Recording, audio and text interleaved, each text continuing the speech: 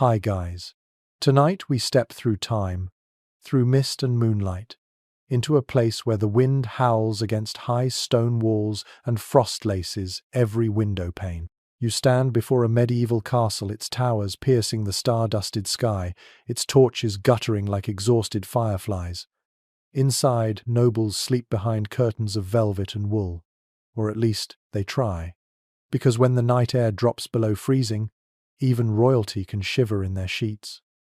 You probably wouldn't survive this chill without at least 3 layers of fur, a roaring hearth, and perhaps a loyal servant or two to keep the embers alive. So, before you get comfortable, take a moment to like the video and subscribe, but only if you genuinely enjoy what I do here. And tell me, where in the world are you listening from? And what time is it for you right now?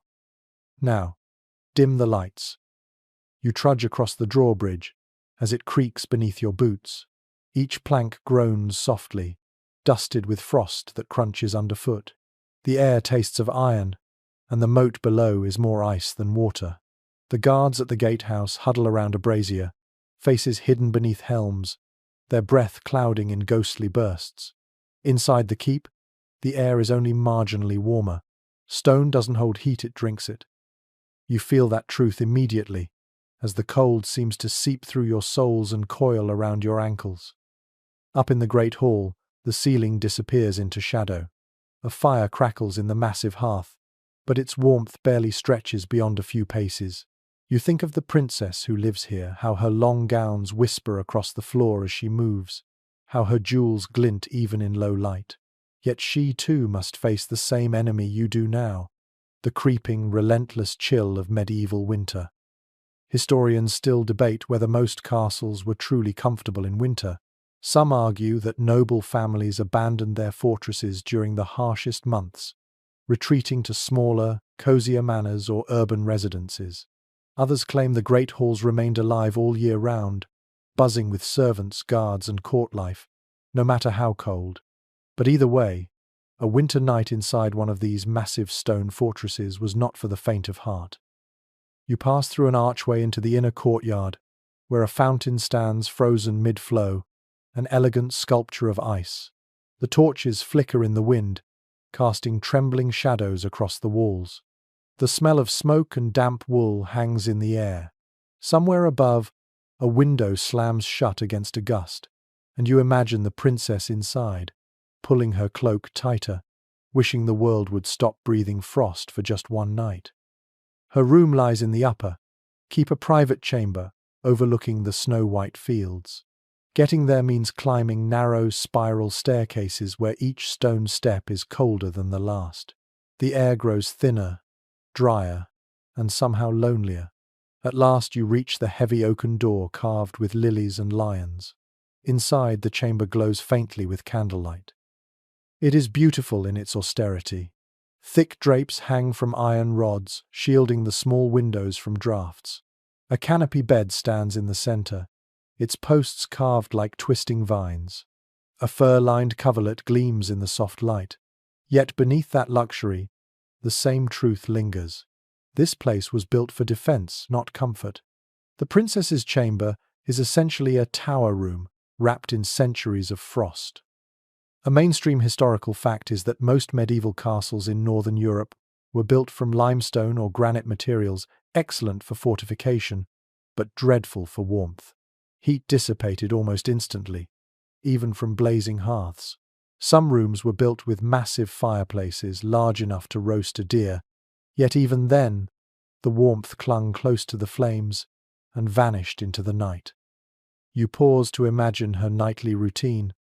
A maid brings in a basin of warm water, steam curling in the candlelight. Another adjusts the curtains around the bed, while a third carries in the bed warmer, a metal pan filled with glowing coals, its lid perforated like lace. The servant slides it between the sheets, moving it in slow circles to chase out the cold. You can almost smell the faint tang of hot iron and hear the hiss as heat meets damp linen. And here's a quirky tidbit.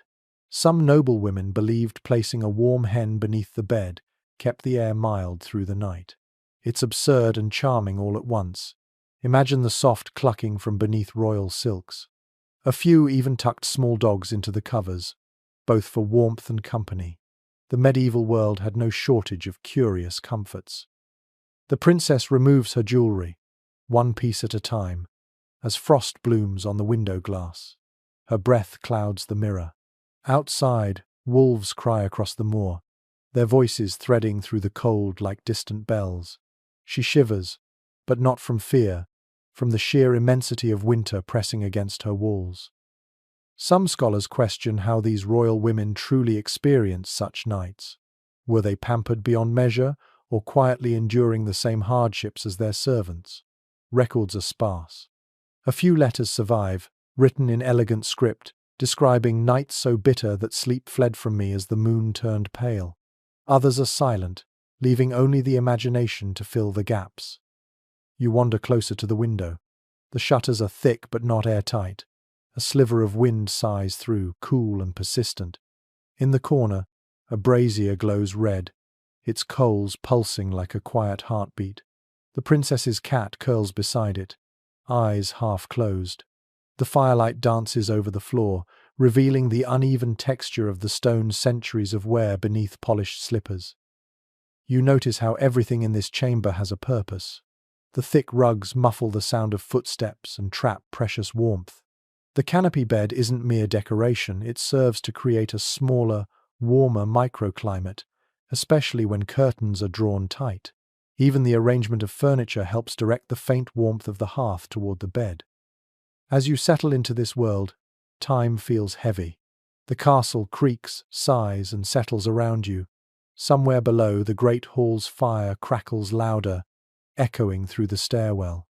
Servants whisper, doors thud softly, and the wind hums through arrow slits. The princess lies back beneath her furs, her face illuminated by the last flicker of the candle. Her eyelids droop, her hand resting upon embroidered sheets that smell faintly of lavender and smoke. And you, standing there unseen, begin to feel the same pull of sleep. The stone walls may be cold, but the rhythm of life here is steady, unbroken. Winter will not relent, but neither will she. The night belongs to endurance, and to dreams that bloom even in the frost. The wind shifts again as you stand in that tall, echoing chamber, and it sounds as if the castle itself sighs. The flames in the hearth bow low, nearly extinguished by a draught slipping in through unseen cracks. That, you realize, is the true nature of a medieval castle. It doesn't keep the cold out, it only slows its advance. The walls are thick, the doors are heavy, but air is stubborn, sneaking in like a gossip through every keyhole and hinge. As you move toward the window, your fingertips brush the stone. It feels damp cold in a way that doesn't just touch your skin but sinks into your bones. The princess's chamber might be filled with silks and fur, but it's also a vault of chill. When the wind howls outside, it finds its way in through arrow slits, those narrow vertical gaps designed for archers, not for comfort. The same architectural brilliance that kept enemies out ensured that warmth escaped almost immediately. Historians still debate whether castles ever truly lost their chill. Some suggest that heavy tapestries and wooden paneling eventually improved insulation, while others argue that, in most cases, even the grandest fortresses were perennially cold, damp in summer, frigid in winter. The debate continues partly because comfort was defined differently in the Middle Ages. To medieval nobles, warmth itself was a luxury of status. To sweat indoors was not refinement but vulgarity. You listen as the wind lashes against the outer wall. The windows rattle softly in their iron frames. Beyond them, the night stretches across frozen fields, white, endless, and silent. Every sound inside the castle magnifies against the stone. The echo of footsteps, the soft groan of wood as the temperature shifts, the muffled cough of a servant somewhere down the corridor. It's easy to imagine the princess lying awake, listening to the night move through her castle like a restless spirit. A mainstream historical fact: castles in northern Europe and Britain rarely had glass windows before the late medieval period. Instead, they used oiled parchment, horn, or thin slices of mica to cover openings. These translucent materials let in light during the day, but did little to stop the cold. Even after glass became more common, it was a thin, uneven luxury, expensive, fragile, and poorly sealed. Every window was essentially an invitation to the wind. You step closer to the hearth, kneeling to feed the coals. A puff of smoke stings your eyes and catches in your throat. The air tastes faintly of soot and something older, stone and ash, mingled with the faint sweetness of the burning wood. The princess's maid would have done this hours ago, yet by now the warmth has ebbed away, swallowed by the room's vast emptiness. The bed curtains sway as if exhaling. You imagine her beneath them, hands tucked close to her chest, her breath frosting the pillow. She shifts occasionally, pulling the coverlets tighter, curling in on herself like a small animal seeking its own heat. This isn't the romantic stillness you might expect from fairy tales. It's a nightly battle against the cold one that began at sundown and lasts until dawn. A quirky tidbit whispers into memory. In some parts of Europe, it was customary to hang dried animal bladders filled with hot water beside the bed to release heat slowly overnight. Think of them as primitive hot water bottles, effective, if a bit unnerving. There are even records of peasants using warmed stones wrapped in cloth, carried from the hearth to bed, as a temporary reprieve from the frost. Royal chambers simply performed these rituals with more ceremony: silver pans instead of stones, perfumed oils instead of plain water, embroidered cloths instead of wool scraps. But the goal was the same: survive until morning. You look toward the high ceiling where wooden beams cross like the ribs of a great beast. Each creak, each soft pop of cooling timber reminds you that the structure itself breathes. The soundscape of the castle at night is never silent. It's a symphony of shifting air and living wood. For some, that would be comforting. For others, eerie. The princess may have had moments of dread when the wind rose suddenly, wailing through chimneys like lost voices. Servants told stories to explain those noises, that the wind carried the whispers of the dead, or that fairies brushed past the walls, searching for warmth themselves. In this flickering half-light, you can almost believe it. You trace the edge of a tapestry with your fingertips. Its woven figures, knights, falcons, and saints seem to move in the firelight, their colours dulled by centuries. Such hangings weren't merely decoration. They served as early insulation, blocking drafts and trapping warmth against the wall. In some royal castles, layers of cloth covered nearly every surface. The effect was less aesthetic and more practical: a cocoon against the cold. Still, even the best defences failed against a harsh northern wind. It slipped through cracks in the stone, down chimneys, under doors. The air felt alive, shifting constantly. You could never escape it, only delay it. That might be why medieval people associated winter nights with introspection, patience, and faith. When you cannot fight nature, you learn to listen to it. There's a particular smell in these cold chambers, a mix of burning wood, wet stone, tallow candles, and the faint musk of fir. It's oddly grounding, almost hypnotic. You close your eyes and hear the princess's slow breathing, the rustle of linen, the faint whistle of air through the window slit.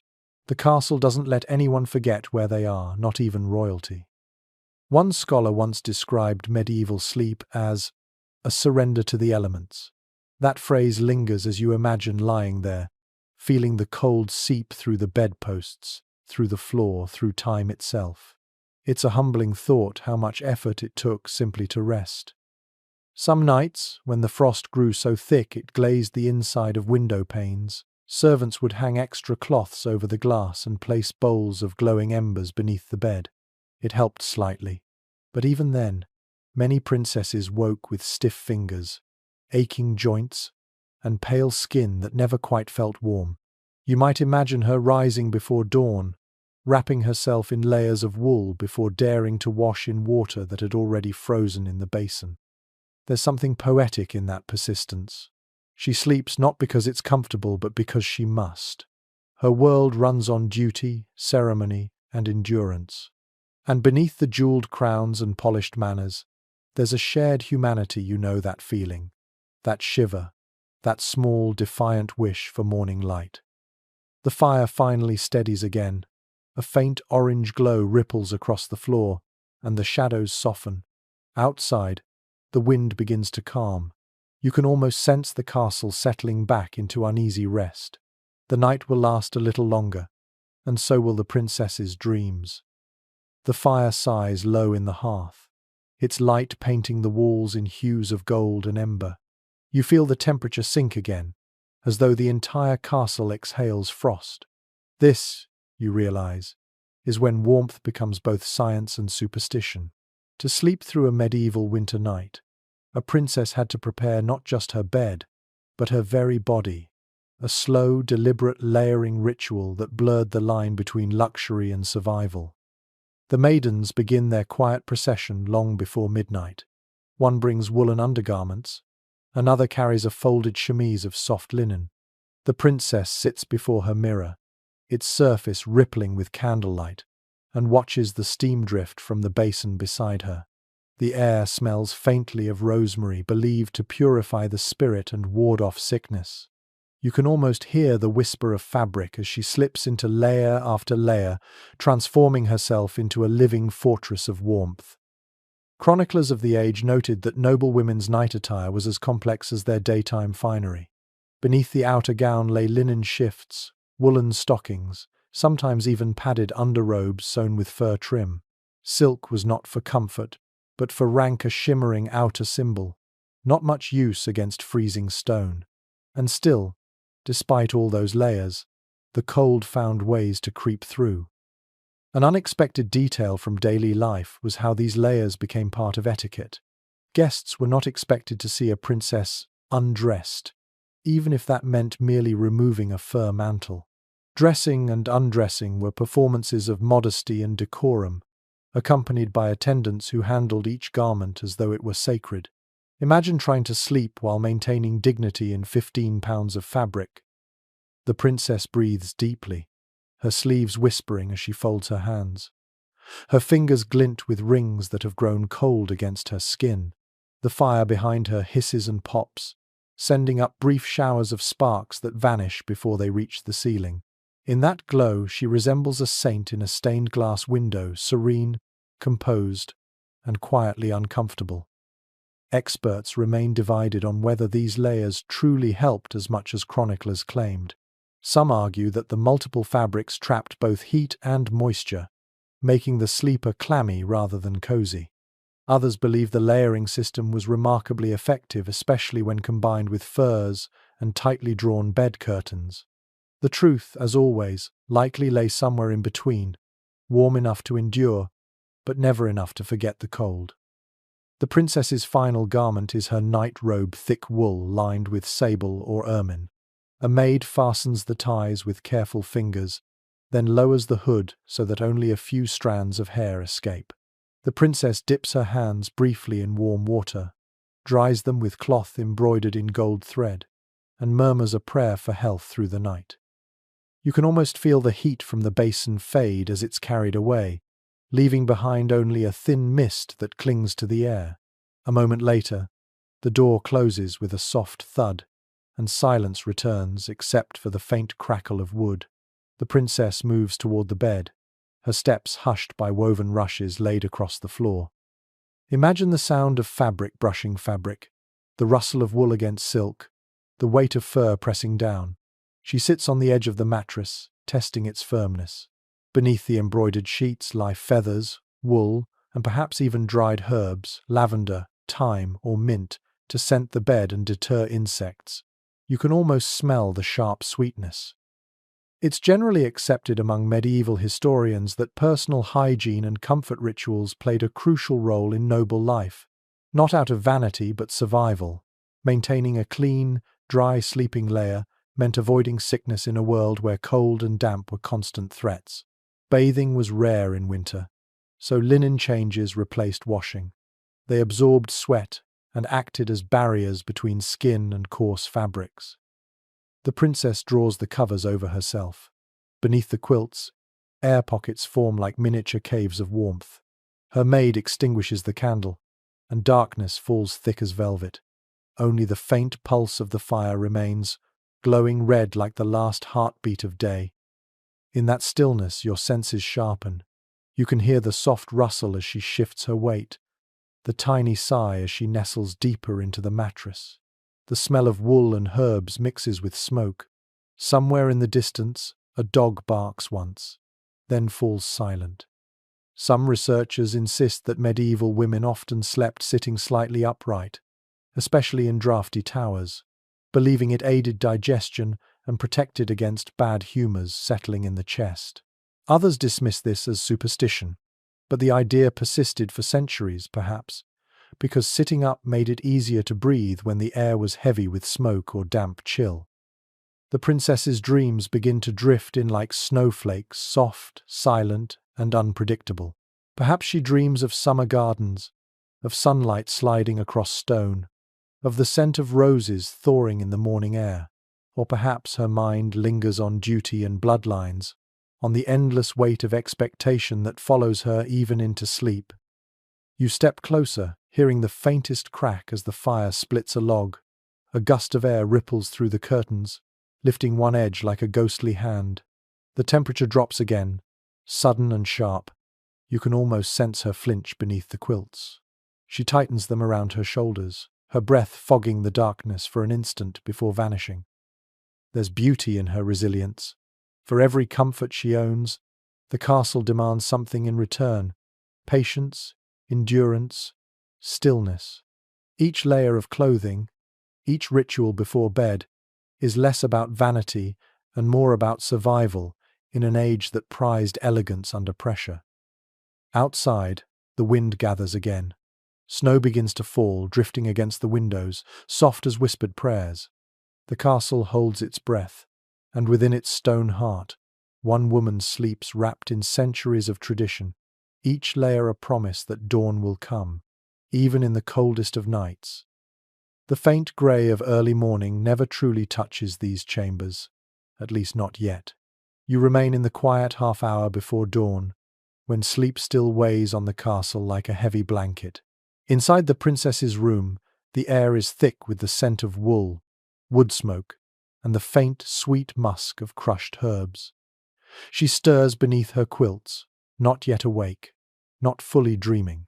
This is the heart of her winter world, the delicate border between rest and endurance. You take a moment to study the bed itself. It isn't just a place to lie down, it's a status symbol, a statement carved in oak and gilded in gold leaf. The mattress rises high above the floor, so tall a small stool waits at its foot to help her climb in.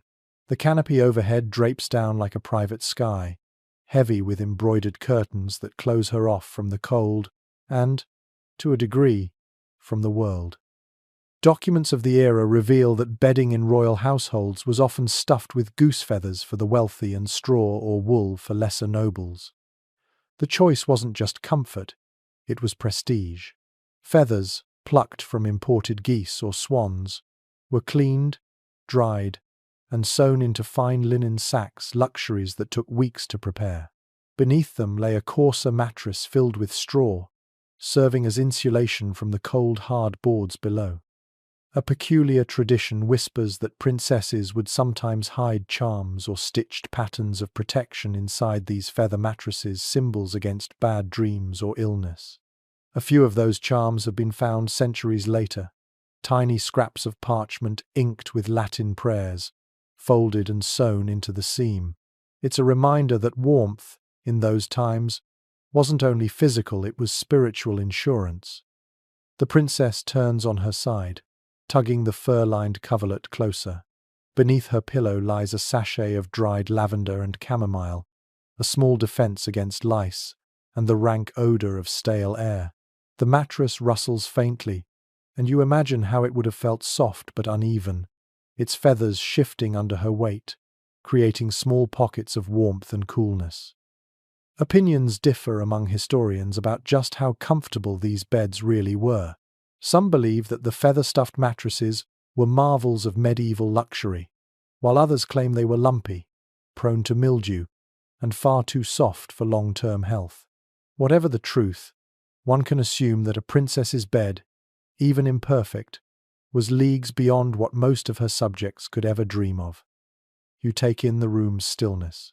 Every surface holds a story.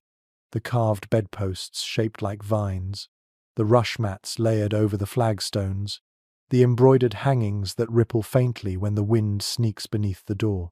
You sense the delicate balance between extravagance and necessity. The castle doesn't pamper its inhabitants, it tests them. Each detail of comfort must be wrestled from the cold itself. One well-documented truth is that the bedding hierarchy mirrored the rigid structure of society. The more layers and materials between a sleeper and the stone floor, the higher their status. Commoners might sleep on sacks of straw or hay spread directly on planks. Servants in royal households used wool pallets on low cots. Only the upper nobility enjoyed feather beds and fur-lined blankets, sometimes perfumed with rosewater or juniper to mask the scent of damp. You walk to the hearth, now reduced to a dull red glow. The warmth is barely there, but still you can sense the memory of last night's fire. The air is dry, almost brittle. The stones surrounding the fireplace are dark with soot, centuries of smoke staining them like shadows of every winter before. Outside, a gust of wind rattles the shutters. A fine dust of frost shakes loose and falls like glitter onto the sill. You run a hand across it. The cold bites like tiny needles. How strange it must have been to live surrounded by beauty, and yet never be free from the simplest discomforts. The princess's maid slips quietly into the chamber, her shoes muffled by rushes. She moves like a ghost, carrying a copper pan filled with embers. Kneeling by the hearth, she stirs the ashes, coaxing life back into the coals. The soft sound iron scraping against stone is both harsh and soothing. The princess doesn't wake. She has learned to sleep through it, to let the daily rhythm of service flow around her like a lullaby.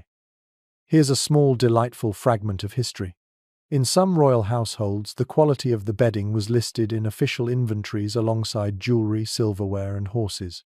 The linens could be passed down generations, repaired by skilled seamstresses who specialized in nothing but mending sheets. It wasn't only about sleep, it was legacy, proof of a family's refinement. The maid adds a log to the rekindled flame, then draws the curtains slightly apart. A thin beam of dawn light filters in, cold and colorless. It catches on the princess's hair, glinting like pale gold against the shadow. She murmurs softly in her sleep, one hand half buried in fur.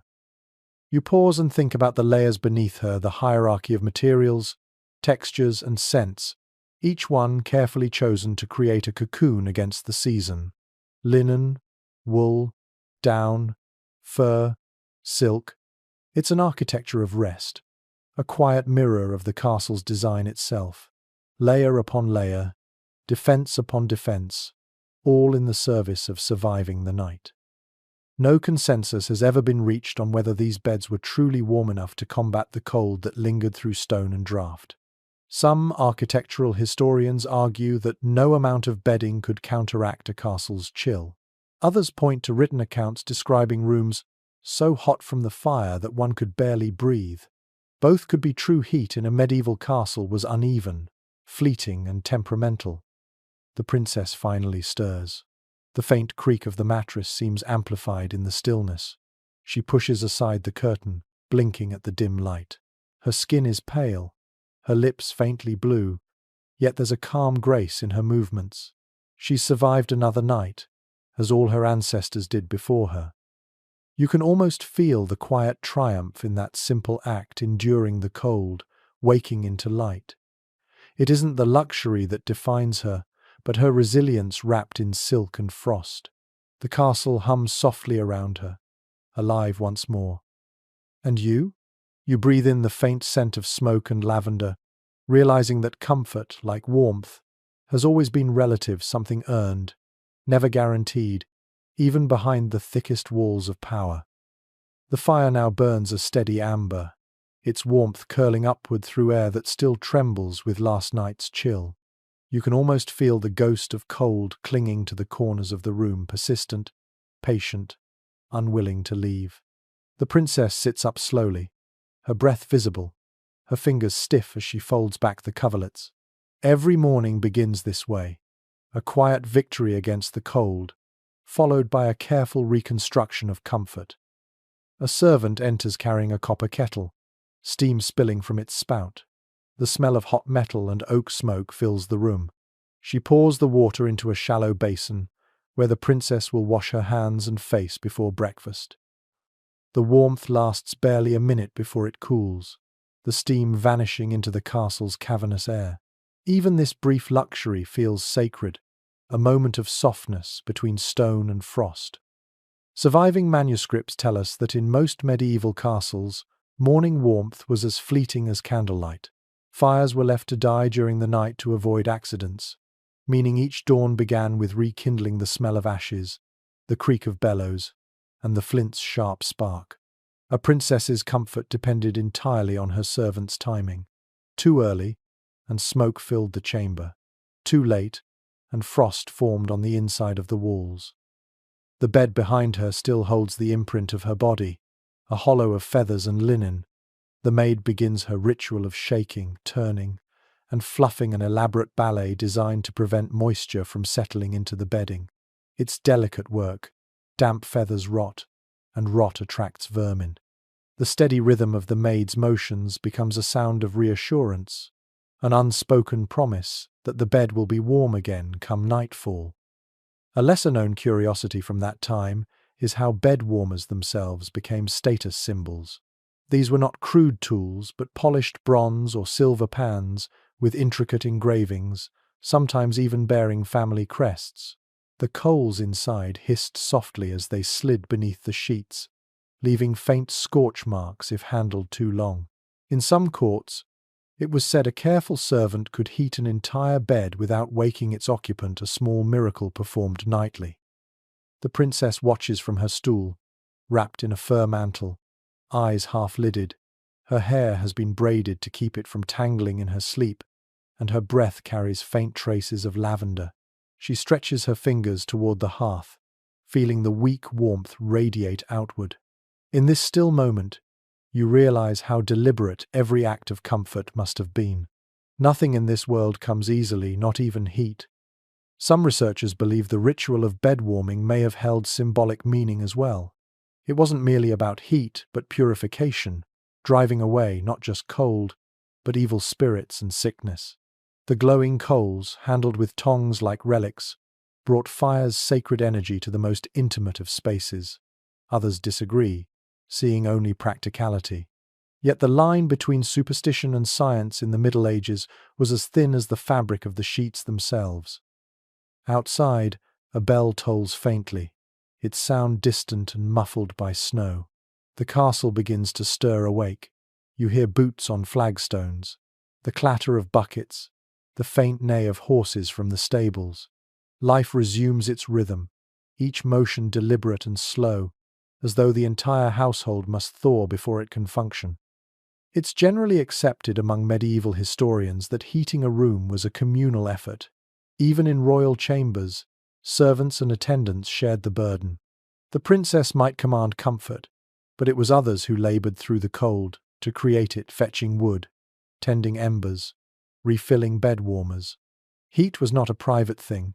It was collective, produced by hands unseen but always present.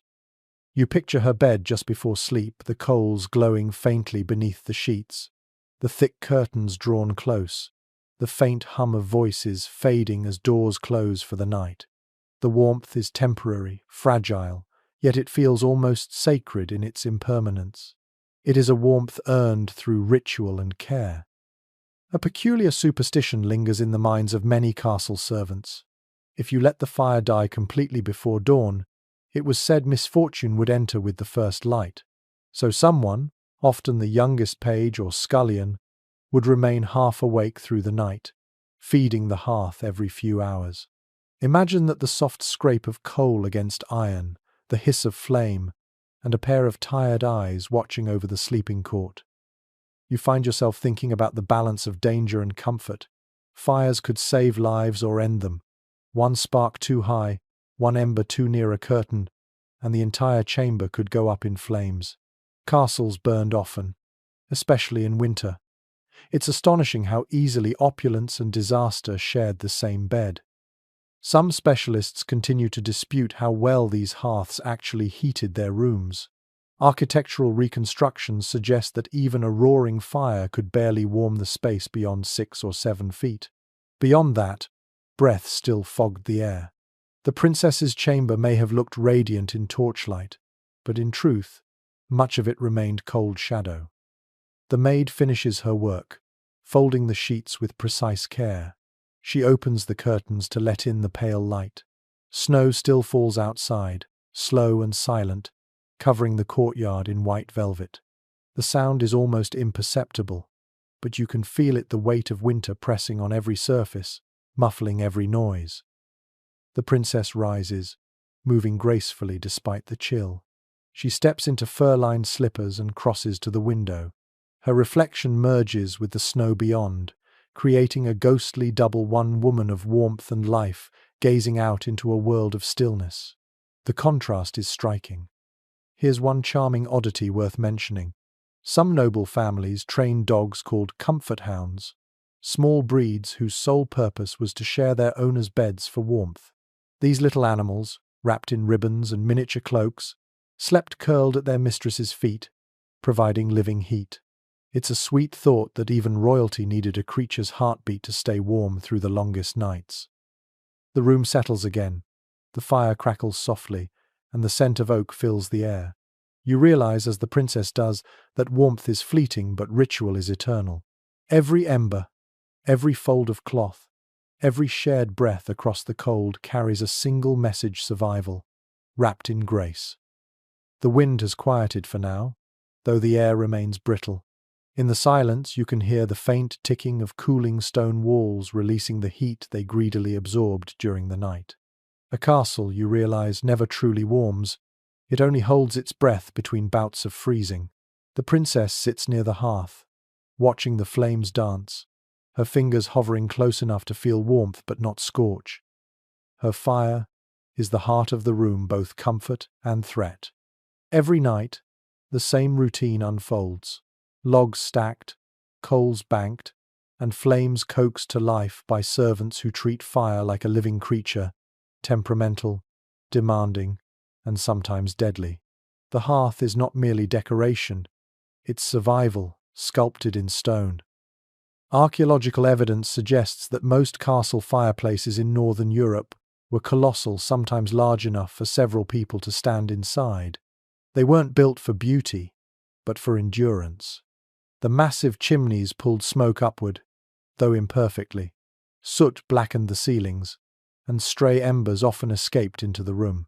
Many noble families kept buckets of sand nearby, not as ornamentation, but as insurance against catastrophe. An amusing little custom involved scattering dried herbs, sage, rosemary, or thyme into the fire before bed. The popping of the leaves filled the room with sharp, pleasant scents, and was believed to drive away evil spirits. You can almost smell it now, the mingled fragrance of burning wood and herbs, as though the night itself is being exorcised. Some medievalists can't seem to agree if fires burned through the night or were allowed to die before dawn. One theory holds that hearths were tended constantly by servants sleeping nearby, ensuring that the royal family never woke to a frozen room. Others argue the opposite, that fires were dampened to embers at bedtime, both to conserve wood and avoid disaster. In a world lit by flame, safety was a thin line of glowing ash. You look around the chamber. Every surface bears the mark of smoke, the ceiling faintly veiled in soot, the tapestries near the hearth singed at the edges. The faint warmth stretches across the room like a lazy tide, stronger near the fire, fading quickly toward the bed. It's not enough, not really, but it's something.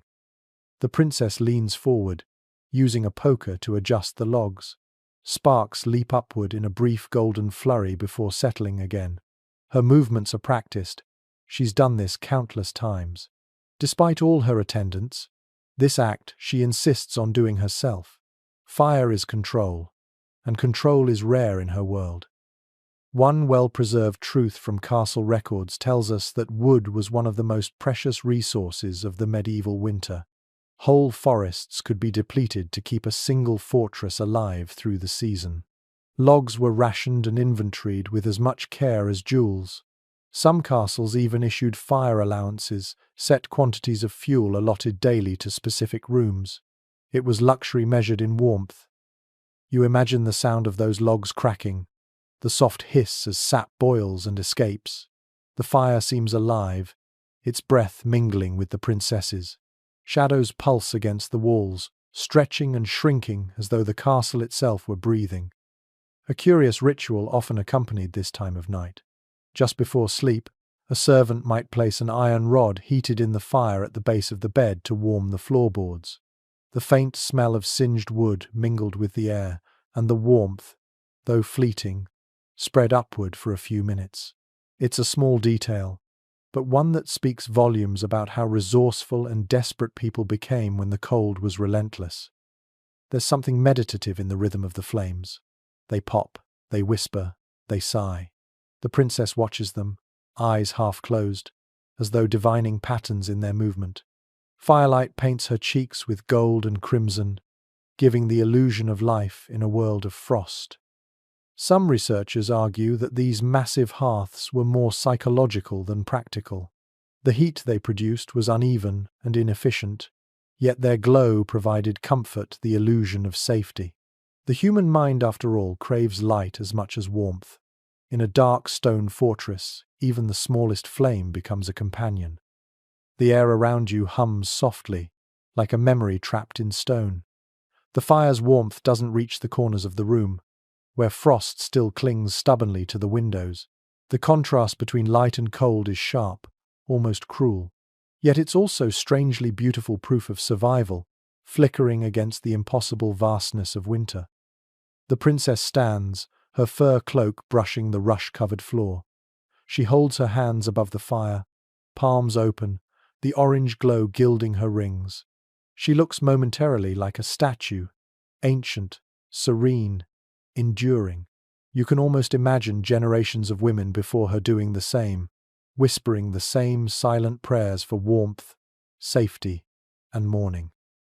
A lesser-known fragment from household accounts reveals that ash collected from the hearth was used for practical magic mixed with salt to protect doorways, or scattered in gardens come spring to bless the soil. Nothing went to waste. Even the residue of fire carried meaning. The flames flicker low now, quieter, gentler. The princess reaches for the poker one last time, pushing the embers into a glowing heap. She covers them carefully with ash, a ritual of closure, a way to make sure the fire slumbers safely until morning. The faint orange fades to red, then to a dull, comforting grey. Experts in medieval domestic life remain fascinated by this nightly dialogue between people and fire. To them, it's more than survival, it's companionship. In a world without central heating, the hearth wasn't just warmth, it was presence, a steady heartbeat in the cold silence. You step back, letting the darkness reclaim the room.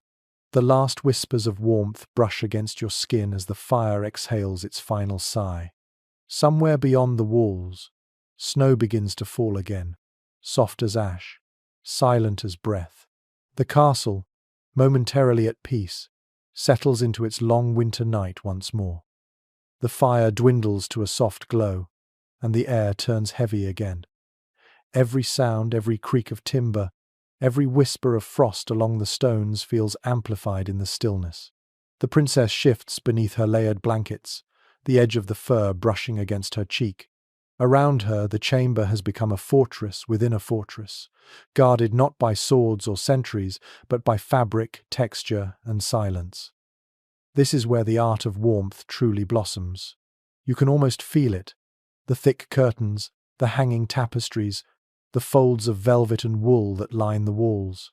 The medieval castle, for all its strength, was a poor match against wind, but people clever, practical, endlessly adaptive, learned how to weave their defenses from thread and patience.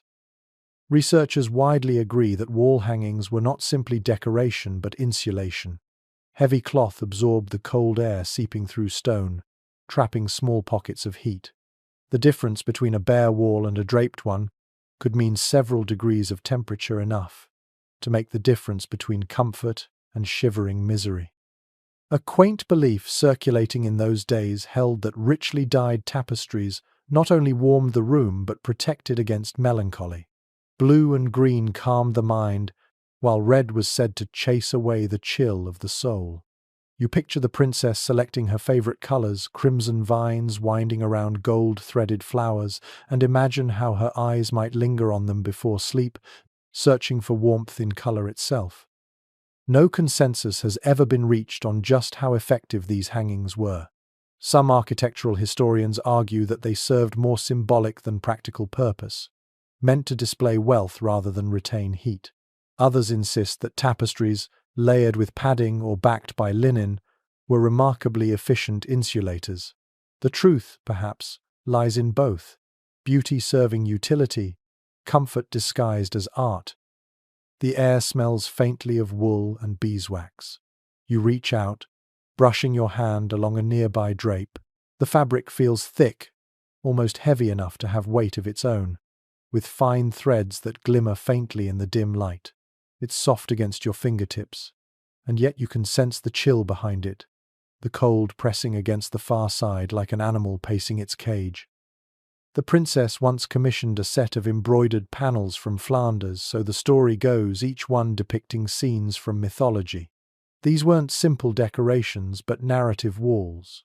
As she drifted towards sleep, her gaze might wander from Persephone, rising from the underworld, to St. Margaret defying the dragon, her imagination walking those woven paths while her body remained still beneath the covers. One charming oddity worth mentioning is that tapestries were sometimes scented intentionally. Fragrant herbs were sewn between layers of fabric, allowing their aroma to release slowly with heat. The result was a room that didn't just look warm, it smelled warm. The air perfumed with thyme, rose, or even musk imported from the east. You can almost breathe it in now, faint but lingering, the perfume of protection. As you stand near the wall, you realize how every surface has been softened. Thick rugs muffle footsteps, wooden screens block drafts from the door. Even the canopy above her bed serves a purpose. Beyond luxury, it creates a microclimate, trapping the small amount of heat her body generates. The medieval world understood layering better than any modern designer could. Some experts remain divided on the use of wall tapestries in lesser castles or colder climates. In royal courts, they were masterpieces woven with silk and gold thread. But in humbler halls, they might be nothing more than patched wool blankets or stretched animal hides. And yet the effect was the same: to create a feeling of enclosure, of comfort, of separation from the biting world outside. You glance toward the window.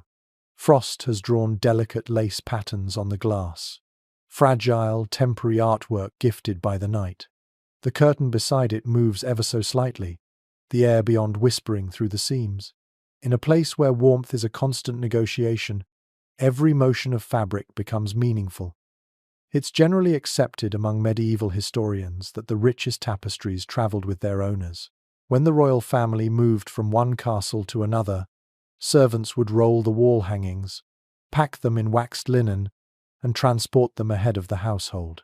The princess's warmth was portable, her comfort carefully curated.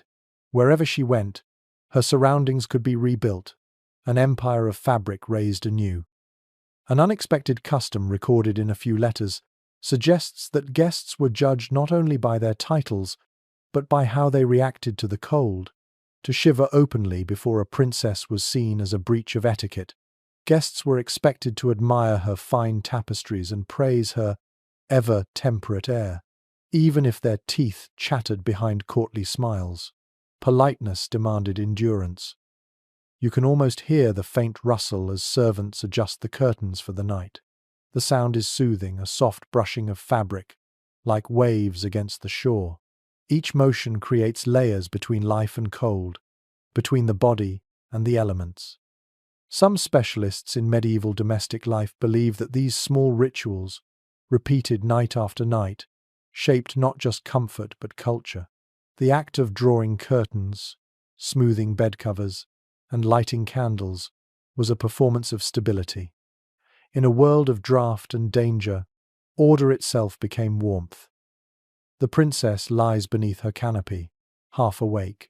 The light from the hearth flickers through the folds of her curtains, casting patterns that ripple like water across the embroidered walls. She traces them with her eyes, following imaginary rivers that wind through her woven landscapes. Outside, snow taps softly at the window, a delicate reminder that the world beyond remains untamed. Inside, all is fabric and firelight, scent and softness, the fragile illusion of safety. You can almost feel it settle around you too, the comfort of cloth, the warmth of art, and the hum of stories stitched into every thread. The fire murmurs low, the room awash in shadow and amber glow. Outside, the wind prowls along the battlements, howling faintly through the arrow slits like a chorus of ghosts. The princess has drawn her curtains closed, her small kingdom of fabric sealing her from the worst of the chill. Yet the night has other plans for company unexpected, breathing, sometimes snoring company. Because even a royal bed, no matter how lavish, was rarely empty. The idea of sleeping alone in a vast, freezing chamber was not just lonely, it was dangerous. Warmth was a communal affair, and proximity the oldest form of survival. Chroniclers of the time noted that noble women, even princesses, often shared their sleeping space with ladies-in-waiting or trusted companions during winter. It wasn't scandalous, it was sensible. The combined heat of several bodies could make the difference between comfort and hypothermia. The air inside the bed curtains would grow warmer by the hour, heavy with breath and murmured dreams. An endearing fragment of folklore claims that certain small lapdogs were bred specifically as bed warmers. Tiny creatures with long fur, they curled themselves into the hollow between their mistress's knees or at her feet. It's said that when these dogs woke to change position, their owners would shift unconsciously too, both species engaged in an ancient dance of warmth. Opinions differ among social historians about how intimate this shared sleeping truly was. Some argue that noble companionship was purely practical, devoid of sentiment. Others believe that these nightly arrangements fostered deep bonds, relationships woven through whispered confidences and shared endurance. Imagine it. In the flicker of candlelight, secrets and laughter blooming like sparks before fading back into darkness. You watch as the princess turns beneath her coverlets. A soft rustle, a sigh. From the far side of the bed, a faint snore answers her. Somewhere near the hearth, a cat shifts lazily, stretching out in the heat's last breath. The chamber is alive in small ways, breathing, pulsing, dreaming. Researchers have found references to animals being deliberately kept indoors through winter dogs, cats, even trained ferrets to catch mice that sought shelter in the same warmth as their owners. A castle, after all, was never truly quiet. Behind the elegance of velvet and fur lived the scratch, purr, and scurry of unseen companions. A lesser-known curiosity from household accounts reveals that some royal families kept pet monkeys, tiny capuchins, or macaques gifted by foreign dignitaries. These mischievous animals often ended up sharing sleeping quarters, their antics both amusement and annoyance. The thought of a princess trying to rest, while a restless monkey chattered nearby, is as absurd as it is humanizing. The princess, though, has grown used to it, all the creaks of beams, the rustle of creatures, the soft murmurs of her attendants settling down nearby. Privacy, in her world, is a myth. Even dreams are a shared experience. Some researchers argue that sleeping communally wasn't only about warmth, it also offered safety. In castles filled with intrigue, servants, and secrets, being alone meant vulnerability. To sleep surrounded by trusted attendants was both comfort and protection. If something stirred in the dark, a knock, a whisper, a shadow, there would be witnesses. You imagine her drifting toward sleep, the warmth of another human's presence steady beside her, two breaths rising and falling in rhythm, the sound mingling with the faint hiss of the hearth. It's a simple image, and somehow the most tender of all. It's generally accepted among medieval historians that social boundaries around sleep were far looser than modern norms. Servants might share chambers with nobles, travellers with strangers, entire families huddled together in cottages. The concept of personal space would have seemed foreign. Warmth, not solitude, was the currency of survival. An amusing little detail preserved in letters from French courts describes how young noblewomen sometimes named their bed-warming dogs after saints, claiming that invoking Saint Pierre or Saint Claire to their laps brought divine comfort. The church frowned upon it, naturally, yet even pious abbesses were rumoured to keep small pets hidden in their cells during cold winters. Faith, it seemed, did not preclude the need for fur. The princess stirs again. A candle guttering near the hearth throws a shadow across her curtain, tall, wavering, almost human. The figure of her lady-in-waiting moves quietly, tucking the last corner of a blanket, then kneeling briefly in prayer. A few murmured Latin words drift through the still air. They sound like gratitude for warmth, for breath, for dawn still promised. Experts remain uncertain how comfortable these nights truly were. Some suggest that the combined heat of people and animals could make the air stifling, the scent overwhelming. Others describe it as bliss, a rare pocket of shared humanity in a world of stone and frost. Maybe both are true. Comfort is often messy, and warmth has never been perfectly clean. A tiny squeak echoes from the far wall. The cat, alert again, lifts its head, eyes glowing amber in the firelight. The sound fades. The animal yawns, curls tighter, and resumes its vigil. Its tail flicks once approval, perhaps. The castle breathes. You sense a deep peace in this moment. The layers of fur, flesh, and friendship merge into one quiet rhythm of endurance. Outside, snow covers everything: roofs, battlements, the distant forest. Inside, life persists through touch, through closeness, through warmth freely shared. And you understand, as the princess does, that survival in winter is rarely solitary. It's a pact between woman and servant, between human and animal, between the fragile spark of the hearth and the endless night beyond. The castle sleeps on, but the air feels thicker now, warm from the fire's lingering breath, laced with the sense of humanity and something faintly floral. The princess, still curled in her bed, inhales deeply. Beneath the perfume of fur and candle smoke drifts a quieter fragrance: lavender, rose, and something sharp, almost medicinal. These aren't mere indulgences, they're weapons in an invisible war.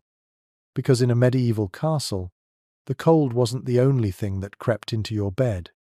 Contemporary accounts confirm that the grandest chambers were alive not just with courtiers and servants, but with fleas, lice, and every tiny creature drawn to warmth. Even royalty scratched in secret. Sheets and hangings could harbour entire colonies, hiding in folds and seams. Hygiene was both obsession and impossibility. So the princess, like everyone else, turned to nature and superstition for relief. A whimsical practice survived in a few noble households. Beds were scattered with crushed herbs, believed to repel pests and purify the air. Lavender, rosemary, mint, and wormwood were favourites. Servants stitched small linen sachets filled with herbs and tucked them between layers of bedding. When body heat warmed them, their scent released a mix of sweetness and smoke that filled the chamber. You can almost smell it now, soothing yet sharp enough to sting the nose. Some specialists continue to debate how effective these herbal defences really were. Modern analysis suggests the oils might deter insects briefly, but offered no long-term solution. Others insist the psychological comfort they provided was just as vital. In a world where medicine and magic blurred, belief itself could make one's sleep easier. You can imagine the princess sitting before bed, watching her maid sprinkle powdered rose petals across the sheets, murmuring that it would invite only gentle dreams. The gesture is half ritual, half comfort, a small, fragrant hope against the crawling realities of castle life. One lesser-known curiosity: Perfumed oils were sometimes rubbed along the bedposts and around the bed's edge, both as insect repellents and as charms against restless spirits. Some recipes even included crushed pearls or gold leaf, believed to elevate the soul as well as the scent. The princess's chamber would have glimmered faintly in candlelight, the oil catching the light like dew. A heated debate among historians revolves around how much of this was science versus superstition. Some point to the clear antiseptic qualities of certain herbs. Rosemary and thyme were later proven to have mild antibacterial effects. Others argue that the focus on scent and ritual shows the medieval obsession with balance and purity rather than hygiene in the modern sense. Perhaps, in a time before germ theory, smell was comfort, and comfort was health. You walk closer to the bed and catch the faint perfume rising from the folds. It mingles with smoke, fur, and faint human warmth, creating a scent both strange and beautiful, one that speaks of endurance. The air hums with it, heavy but not unpleasant. The princess shifts in her sleep, perhaps dreaming of gardens, sunlight, or open air untainted by stone walls and fear of frost. An unexpected detail from household letters describes how wealthier nobles imported dried flowers from the Mediterranean to stuff into pillows, rose petals, marjoram, even slices of orange peel. It was an extravagance of scent, a luxury so rare that entire shipments were recorded in royal ledgers alongside jewels. The fragrance, they said, soothed the heart and kept nightmares away. Near the window, the candle gutters. The wax has melted down to a puddle, its sweet scent faint but familiar. You glance toward the hearth. The embers glow low, breathing softly. The flicker of light moves across the tapestries, illuminating tiny embroidered flowers that mirror those buried in the bedclothes, a private garden blooming in the dead of winter. Researchers have found that these sensory landscapes weren't accidental. Medieval life depended on smell. Without perfumes and herbs, a castle's air grew rank quickly, thick with smoke, sweat, tallow, and rot. Fragrance was survival disguised as elegance.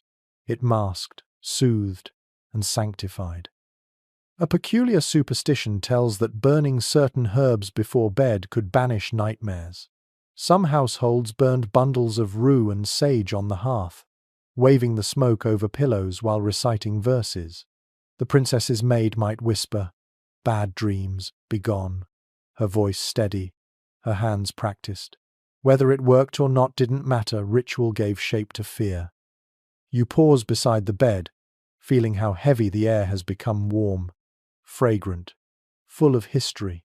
Even the silence seems perfumed. Somewhere in the corner, the cat sneezes softly, offended by the herbal fog. The princess murmurs something in her sleep, a half-formed word, then drifts back into stillness.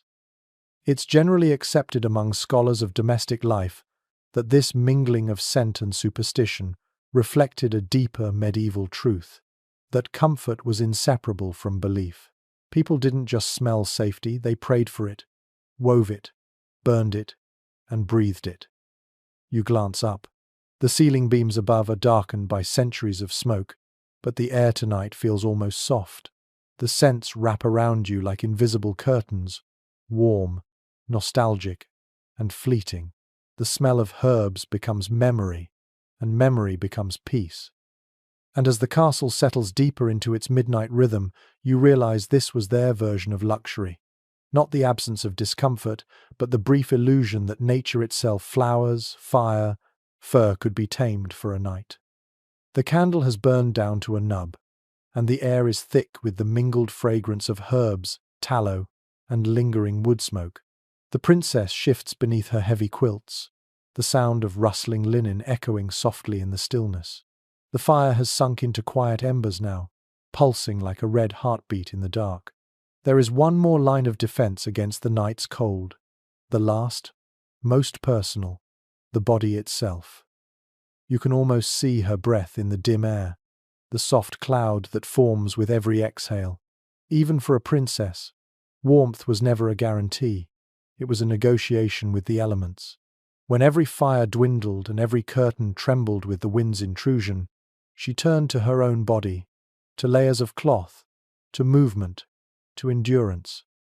Records from the period show that many nobles slept in their clothes during the coldest months. Nightgowns of soft linen or thick wool were only the beginning. Over them came sleeveless mantles, shawls, even fur-lined robes sometimes worn right over the covers themselves.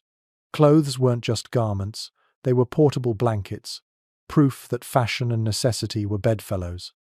A charming oddity recorded in a 14th century household manual recommends sleeping in one's day cloak on the harshest nights, with the hood pulled tight. For thus may one dream sweetly, the author notes, and rise in the morning as a knight from snow. You imagine the princess laughing softly as her maid folds the cloak around her shoulders, the fur brushing her chin.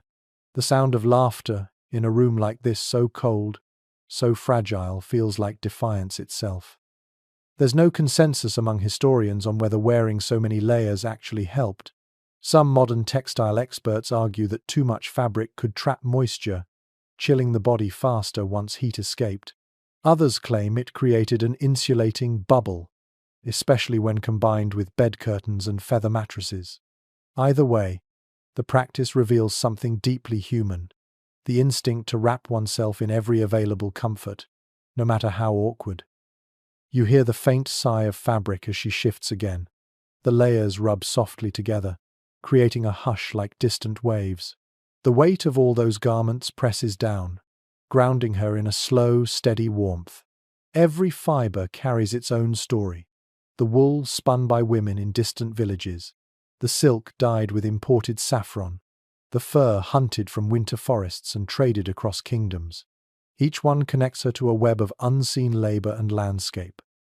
Archaeological findings reveal that some medieval garments were quilted with astonishing intricacy, stitched in patterns meant not only for beauty but to trap heat. These garments were padded with down or even wool waste, transforming clothing into armour against the cold.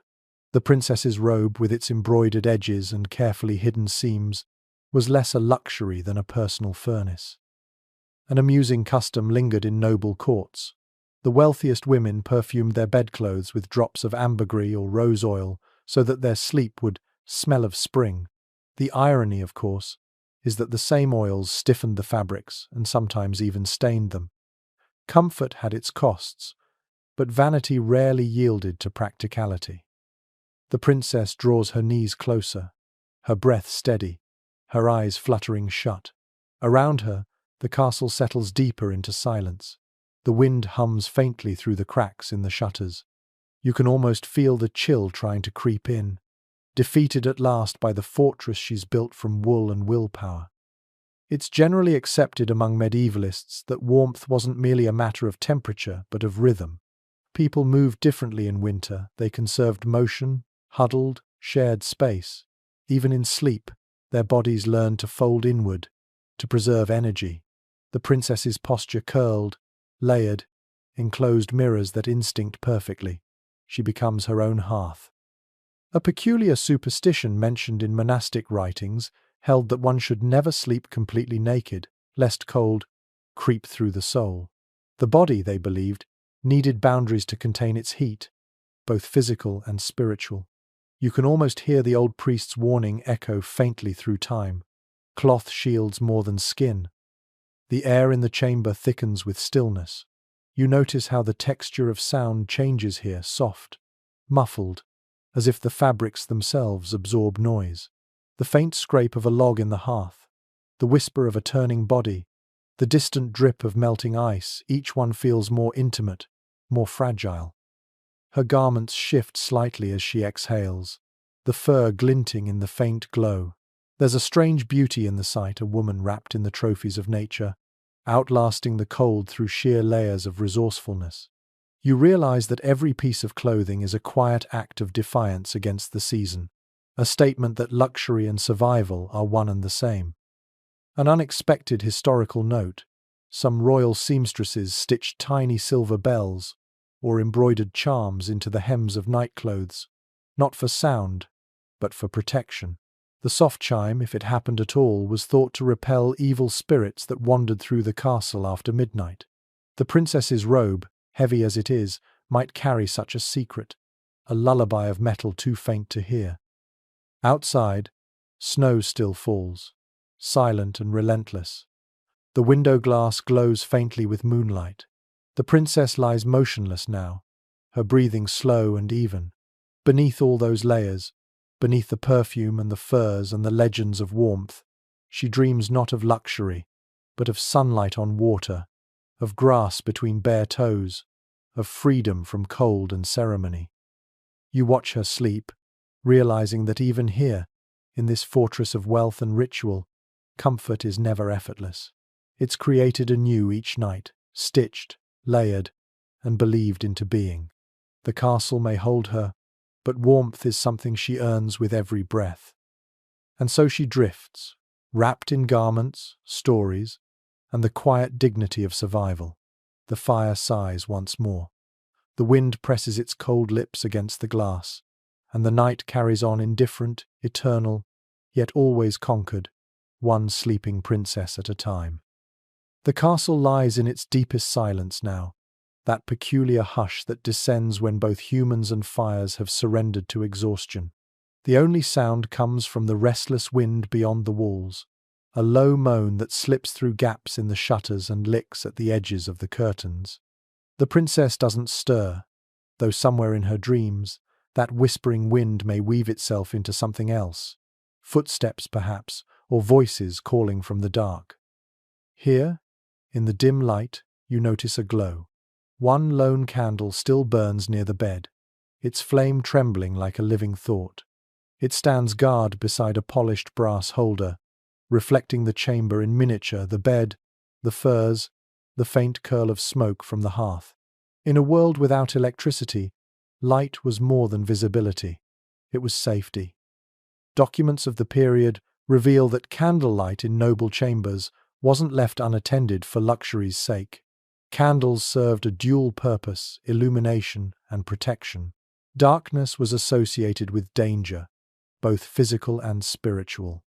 To extinguish every flame before sleeping was to invite what the mind might conjure in the void. A peculiar little custom recorded in royal accounts tells that the last candle of the night was called the soul flame. It burned low beside the sleeper, symbolizing divine watchfulness until dawn. The princess, like others of her rank, likely believed that as long as a single light flickered, no harm could cross her threshold. The candle wavers now, its light crawling across the walls. The long tapestries ripple faintly, throwing shapes that mimic movement. For a moment, you could almost believe the embroidered figures are alive, knights riding across stitched fields, angels stretching their wings of thread. Experts remain divided on whether medieval people feared the dark more than modern ones do. Some argue that their nights were filled with comfort, ritual, and community, so much so that fear rarely had room to bloom. Others insist that darkness was the great unknown, a canvas for superstition and dread. Certainly, the princess would have known both feelings, the comfort of ritual light and the pull of imagination when shadows began to move. The air smells faintly of tallow, a mix of smoke, wax, and something animal. You can almost feel it coating the inside of your nose, a constant reminder of the physicality of fire. The princess's eyes flicker open briefly. She turns her head toward the flame, watching it the way one might watch a companion breathing. In this world, even light has personality. Near the door, a guard shifts on his stool. You hear the faint clink of chainmail, the creak of leather. Somewhere down the corridor, another servant coughs. These sounds, faint as they are, mean safety. They mean someone else is awake, listening. A delightful eccentricity of courtly life was the use of night watchers, attendants assigned to stay awake through the small hours to ensure fires didn't die, candles didn't tip, and intruders didn't slip through unguarded doors. These watchers carried small lanterns or oil lamps, their light swaying along the corridors in endless slow patrols. If you imagine it now, the castle at night becomes a constellation, tiny points of light moving through stone darkness. Researchers have long puzzled over how people manage to sleep deeply in such conditions. Even a whisper can echo against stone. A candle can throw monstrous shadows. And yet, people did sleep perhaps more lightly, more often interrupted, but enough to dream. Sleep was not an escape, but a fragile truce with the world. The princess murmurs something, her hand twitching against the coverlet. You catch the reflection of her rings flashing briefly in the candlelight. She's dreaming again, maybe of sunlight, or of a hunt in summer woods, or of a face she once saw in the flickering glow of another fire. Dreams were precious here, half memory, half hope. Some historians suggest that medieval sleepers often woke halfway through the night, in what was called the first sleep. They would pray, talk, or even read by candlelight before drifting back into a second sleep. This rhythm, sleep, wake, reflect, sleep again, was natural in a world that followed the fire's ebb and flow. Perhaps the princess too will wake soon, lift her head to watch the flame, whisper a brief prayer, then sink once more into the dark. You notice how the candle's light seems smaller now. The wax has melted down, pooling at its base. The flame flickers violently as if struggling to stay awake. The air itself feels tense, waiting. Then, with a soft sigh, the candle goes out. For a heartbeat, the chamber vanishes. The darkness feels thick, physical, pressing in on every side. You can hear your own breath and hers. The faint crackle of an ember breaks the silence, followed by the soft rustle of fabric as she shifts under her covers. She doesn't call out, doesn't stir too much. She's used to it, this moment when the light dies and imagination takes its place. It's generally accepted among scholars that fear of the dark shaped many bedtime customs of the medieval world: night prayers, protective charms, even the placement of beds facing altars or holy images. For the princess, her candle's glow may have been as much spiritual reassurance as physical comfort. An unexpected household note mentions that some noble families trained servants known as tapers, young attendants whose job was to light or snuff candles upon request, often sleeping nearby with flint and steel ready. To live surrounded by light was not effortless. It required constant, human tending, like warmth itself. The fire shifts again, sending one final flicker of light across the room. In its brief glow, the outlines of the chamber reappear, the bed, the walls, the ceiling beams all ordinary again. The princess exhales softly, turns onto her side, and lets sleep reclaim her. Outside, the wind howls anew, but it cannot breach her cocoon. The candle's death leaves a velvet darkness, thick, safe, endless. Somewhere in that blackness, she dreams on, guarded not by soldiers or steel, but by habit, hope, and the lingering warmth of light remembered. The castle exhales as the night deepens. What warmth remains flickers faintly at the edges of the room, and the princess drifts somewhere between sleep and waking.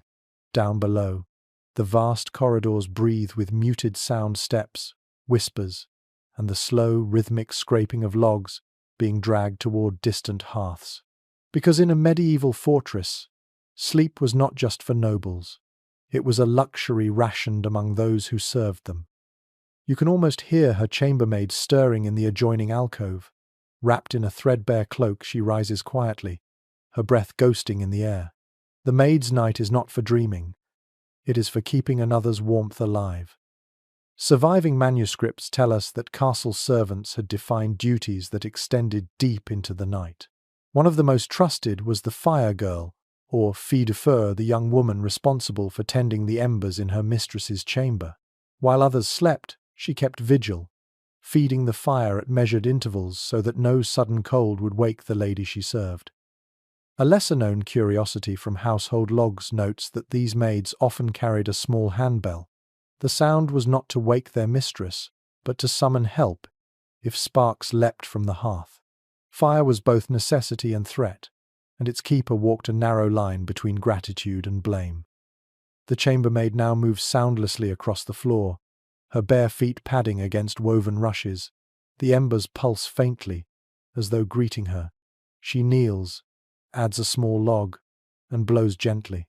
The wood catches, releasing a sigh of smoke that curls toward the ceiling. You can almost feel the temperature shift, a thin ribbon of warmth stretching toward the bed. No consensus has ever been reached about how often servants entered their mistresses' chambers after midnight. Some scholars argue that such constant presence ensured safety. Others believe the princess herself preferred solitude once asleep. Perhaps both are true, depending on the temperament of the household and of the woman beneath those quilts. The maid moves to the bedside, careful not to disturb the curtains. She touches them lightly, checking that the air within still feels warm. A flicker of candlelight illuminates her hands cracked from washing linens in icy water, rough but steady.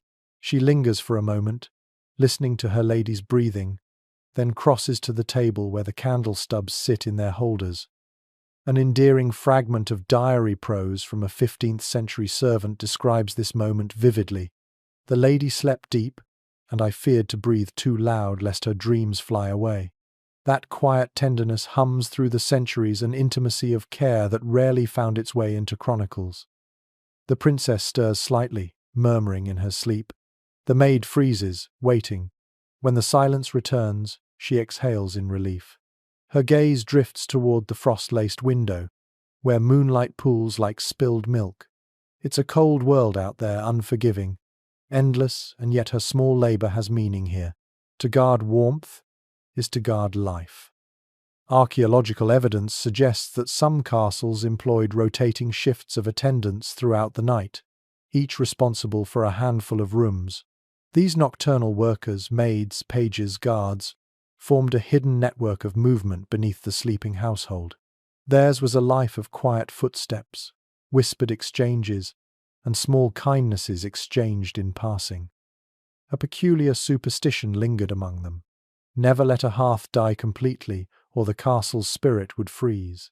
To prevent this, some maids left a single ember smouldering beneath ashes, whispering a prayer to Saint Bridget, patroness of fire and protection. Perhaps the maid here does the same, her lips moving soundlessly in the flickering light. You listen as she folds her arms, rubbing warmth into her hands. The faint crackle of the rekindled fire seems louder in the silence. Behind her, the bed curtains tremble slightly as the air stirs. She glances back, sees that her mistress sleeps still, and smiles. It's a small, private smile born of relief, pride, and exhaustion. Historians still puzzle over how much recognition these silent guardians received.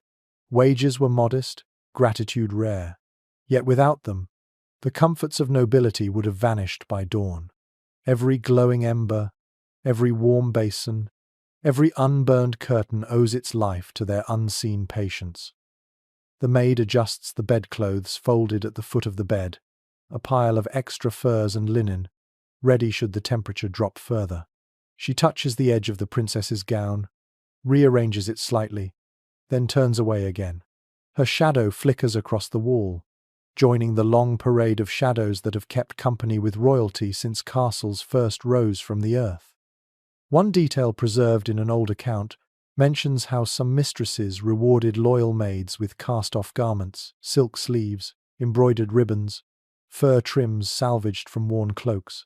You can picture this girl months from now, her coarse winter dress edged with remnants of royal fabric, carrying the warmth of this room into her own meagre quarters. The fire crackles brighter now, sending a new wave of heat across the stones. The maid watches for a moment longer, then bows her head in a small, habitual gesture of respect. She retreats to her stool by the door, drawing her cloak tightly around her. Sleep tempts her, but duty keeps her spine straight. Her eyelids flutter. The wind outside moans again, like an old beast turning in its sleep. It's generally accepted among historians of daily life that these overnight rituals, silent, repetitive, and unseen, were the glue that held medieval households together. Every luxury rested on invisible endurance. The princess may never remember this hour, but her comfort depends entirely on it. The maid's eyes drift toward the faint glow of dawn seeping through the shutters. Soon another servant will relieve her. For now, she watches the fire, listening to its slow song. You can almost feel her thoughts, a mixture of fatigue, quiet pride, and the fragile peace that comes when one has done something small, yet vital. The room warms again, slightly. The princess sighs softly in her sleep. The maid smiles once more and lets her head rest against the cold stone wall, just for a moment. The castle breathes, alive in its layers of silence, warmth, and loyalty. Dawn remains a rumor beyond the shuttered window. Inside, the fire hums low, and the chamber breathes in rhythm with its lady. Yet even as warmth clings to the air, the cold never truly loosens its grip. It lingers on the edges of the bed frame, in the joints of the fingers, in the lungs. The medieval night is never harmless. The princess stirs, her brow faintly damp. Sleep is uneasy in winter's domain. Her dreams shift between comfort and chill, body and mind wrestling in their own quiet war. Cold seeps into the bones differently here. It doesn't merely touch the skin, it steals into the blood. Archaeological evidence suggests that medieval people feared the cold not simply for its discomfort, but for its power to sicken. Bad air, they called it, foul humours, rising from the ground or creeping in through cracks. It was believed that cold could enter the body through breath or pores, unbalancing the delicate harmony of humours that governed health. An unexpected detail from monastic infirmaries reveals that doctors prescribed warming herbs like cinnamon and ginger, often mixed into wine, before sleep. For noble households, these concoctions became ritual, medicinal, and indulgent all at once. You can almost picture the princess sipping from a gilded cup, eyes half closed, the sweet spice curling through the air as her maid murmurs that it will keep her blood gentle through the night. Yet the line between remedy and superstition was thin. Some experts believe that these hot wines, meant to strengthen the heart, were more psychological than effective. Others argue they may have helped stave off the chills of respiratory illness common in stone-built fortresses. No one can say for certain. The past keeps its secrets close. The princess turns again, pulling the covers to her chin. Her breath comes uneven now, small tremors rising in her throat. Perhaps she's caught a touch of the cold, that everyone in the castle dreads, the kind that begins with shivers and ends in fevered murmurs. Servants whisper of winter's bite, a sickness that steals even the strong. Chroniclers of the age noted that entire courts sometimes fell ill together during the deepest frosts. The air grew thick with smoke, the fires burned constantly, and yet the cold persisted in every breath. They didn't know of bacteria or viruses. They knew only that warmth was life, and its absence death. A peculiar practice found in old medical texts advises rubbing goose fat onto the chest before bed to seal the heat within. Some even added powdered saffron for royalty, a luxury turned into medicine. You imagine the maid performing this task tenderly, the smell of fat and spice clinging to her hands long after the ritual ends. The princess murmurs something faintly in her sleep, a prayer, or perhaps a memory. Her skin gleams faintly with sweat. The heat from the fire feels different now, less comforting, more oppressive. Her fever rises like dawn within her, hidden yet inexorable. Opinions differ among medical historians about how common such fevers truly were. Some argue that noble diets rich in meat and wine weakened the body against infection. Others point to damp stone chambers and smoky air as silent culprits. In any case, the cold was never just a season. It was an adversary, capable of slipping past silks and status alike. The maid, sensing the change, moves closer to the bed. She touches her mistress's forehead and frowns. The skin feels too warm. She dips a cloth in cool water, the surface trembling as she wrings it out. The scent of lavender still clings to the basin, masking the faint sourness of sickness. An amusing yet grim footnote in medical lore describes how some physicians of the era prescribed sleeping beside healthy companions to borrow their warmth and vigor. You can almost imagine the hush of the chamber as another. Lady-in-waiting lies beside the fevered princess, hoping her own steady breathing might coax the balance back. It's both absurd and profoundly human. The fire crackles again, louder this time, as if protesting the chill returning through the cracks of the world. The princess stirs, whispering something unintelligible. The maid listens but cannot catch the words. They sound like fragments of a lullaby, or perhaps a prayer she learned as a child.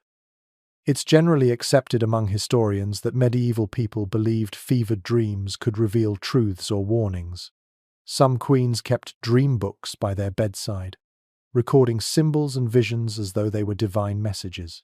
Perhaps the princess dreams of her ancestors tonight, faces flickering in the smoke, whispering of endurance, of spring, of survival. A lesser-known curiosity from noble medical accounts describes how rooms of the sick were filled with aromatic smoke juniper, myrrh, or vinegar, boiled with rosemary. It was thought to drive away plague or cold spirits. You can almost see the haze filling this chamber, the air turning gold and sweet, while servants fan it gently toward the bed. No one truly sleeps now. The maid moves quietly, the fire breathes uneasily, and the princess slips between consciousness and fever.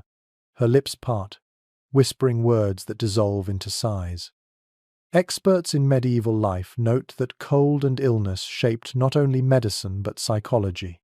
Winter was both physical and spiritual, a test of faith, an annual reckoning.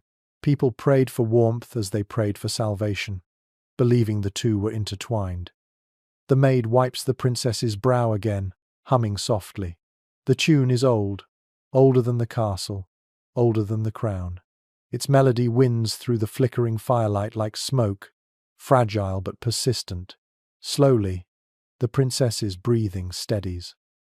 Outside, dawn is at last a faint smudge behind the frost. The cold hasn't vanished, it never does, but for now, the fever rests. The room smells of herbs and ash and weary hope. And in that fragile calm, you feel it, the heartbeat of survival, echoing through the walls. The night was cruel, but she endures, as all princesses must. The fever has broken by morning, though its ghost still lingers on the princess's skin. Her breath comes steady now, faint puffs of white against the frigid air. The first light of dawn creeps through the shutter cracks, spilling across the floor like thin ribbons of silver. For a few precious moments, the world holds its breath. The cold seems less cruel, the silence almost sacred. Her maid kneels beside the hearth, coaxing the embers back to life. Sparks flutter upward, gold dust rising toward the ceiling. The smell of ash and rosemary fills the air again. The princess stirs, her lashes trembling as she blinks into the dim light. Around her, the chamber feels half real, blurred by dreams and smoke. It's generally accepted among historians of medieval piety that no royal day began without prayer. Even before water or food, faith came first, an offering made before dawn fully claimed the sky. And in winter, when illness hovered near and warmth was fickle, prayer was more than ritual. It was a talisman against despair. The maid helps her sit upright, wrapping a fur shawl over her shoulders. The princess's voice, hoarse but gentle, murmurs the morning verse. God grant us warmth within and peace without. The words are simple, but they carry weight. Every syllable seems to still the air. One delightful oddity recorded in chapel accounts tells that royal households often sprinkled holy water not just on foreheads but over beds, windows and hearths before sleeping. It was believed to purify the air and guard against night demons. You can almost picture it, silver droplets falling into the fire, hissing softly as they vanish, leaving only the faint scent of sanctity. A debate still stirs among religious historians over whether these blessings were truly spiritual comfort or subtle control rituals designed to reinforce divine order within the home. Some claim that for noble women, daily devotion was both prayer and performance, a way of proving worthiness before heaven and court alike. Others see sincerity beneath the ceremony. The truth, perhaps, lies in the stillness of her eyes as she prays, no audience, no vanity, only breath and belief. The maid sets a small wooden cross beside the bed, polished smooth by countless hands. The princess traces its edge with her fingertip. Her voice softens into a whisper, private words for those who came before her, and for those yet to come. An unusual record from a 14th century devotional guide suggests that women often personalized their prayers with household imagery. "Bless this bed as thou blessest the manger," one line reads, "and grant that I wake as thou didst rise." It's easy to imagine her saying something similar each night, seeing in her humble chamber the echo of divine endurance. You notice how the morning light grows stronger now, catching in the threads of her canopy. Dust motes dance in it, soft and golden. The world feels fragile, almost holy. Perhaps that's why medieval people saw no divide between comfort and faith, between warming one's body and healing one's soul. A lesser-known curiosity in letters from noble women reveals that many kept small relics hidden near their pillows, fragments of saints' bones, pressed flowers from pilgrimages, or tiny coins blessed by priests. The princess reaches for such an object now, a delicate cloth pouch tied with silk string. Inside is a tiny silver charm, its surface worn smooth. She presses it to her lips, then lays it back beneath her pillow. Archaeological finds from royal tombs confirm this practice. Some of these tokens still rest beside skeletons, proof that faith followed them even beyond warmth, beyond time. The maid, meanwhile, lights a second candle, its flame taller and cleaner than the first. She moves with care, bowing her head as she places it near the window. The light spills over the frost-coated glass, mingling with the pale grey outside. Together, they create something almost beautiful: fire meeting winter, belief meeting inevitability. Experts remain divided on how personal faith truly was for women of her rank. Was it private devotion, or public expectation shaped by priests and fathers? Yet watching her now, bare shoulders wrapped in fur, hands clasped loosely, lips moving in soft rhythm, it's clear that belief has become more than obedience. It's a way to endure what cannot be changed. A lesser-remembered passage from a medieval homily urges, "Where the fire burns, keep your heart. Where the flame falters, breathe your prayer." The words might as well have been written for her. Each morning, each night, she balances on that edge between warmth and surrender, faith and fatigue. The fire brightens as she finishes. The cross gleams faintly. The air smells faintly of beeswax and cedar. The maid bows, murmuring her own prayer, and slips quietly from the room. The princess remains, eyes half closed, hands still folded. For a moment, she listens to the wind brushing the walls, to the quiet pulse of flame, to the silence that feels more alive than sound. The castle beyond these walls might still be waking, but here, time pauses. It's a peaceful kind of survival, the kind born not from defiance but from grace. And though the chill still prowls at the edges of her world, faith and fire hold their fragile truce. The princess breathes out, slow and steady, and for that heartbeat between night and day she feels something rare, warmth that has nothing to do with the body at all. The morning prayer fades into silence, leaving behind a hush that feels both comforting and strange. The princess sits still for a long time, letting the soundless air settle around her. The fire crackles softly, its glow tracing gold along the edges of her face. Yet as she listens, she realizes that the castle itself is never silent, it only pretends to be. From somewhere deep in the walls comes a low groan, the stone expanding and contracting with the shift of temperature. A distant drip echoes from the corridor where melted frost trickles from the ceiling. Somewhere above, a raven croaks, its call magnified by the emptiness of the towers. Sound moves differently here. It lingers, stretching and bending through the cold until it becomes something ghostly. Chroniclers of the age noted that castles were never quiet places, even at night. Stone walls carried voices, footsteps, and whispers far beyond their origin. To speak softly was to invite your words to travel. Privacy, even for a princess, was a fragile illusion. An unexpected curiosity from architectural studies describes how tapestries and rugs served not only to trap warmth, but to soften sound. The thicker the fabric, the more peaceful the room. In this sense, silence too was a luxury. Poorer dwellings echoed harshly. Noble ones hushed their noise with woven beauty. Specialists in medieval acoustics still puzzle over the peculiar soundscape of stone fortresses. Some argue that their echoing halls fostered superstition, amplifying ordinary noises into whispers of the uncanny. Others claim that those same sounds, the creaking wood, the far-off footsteps, offered comfort, proof that life still moved through the massive, sleeping structure. You listen as she does, letting the sounds layer one atop another, the soft hiss of the fire, the flutter of fabric in a faint draught, the muffled steps of servants below. The castle breathes like a sleeping creature, immense, restless, never fully still. The princess's gaze drifts toward the ceiling. She's learned to read the castle by ear, to distinguish friendly sounds from those that mean trouble.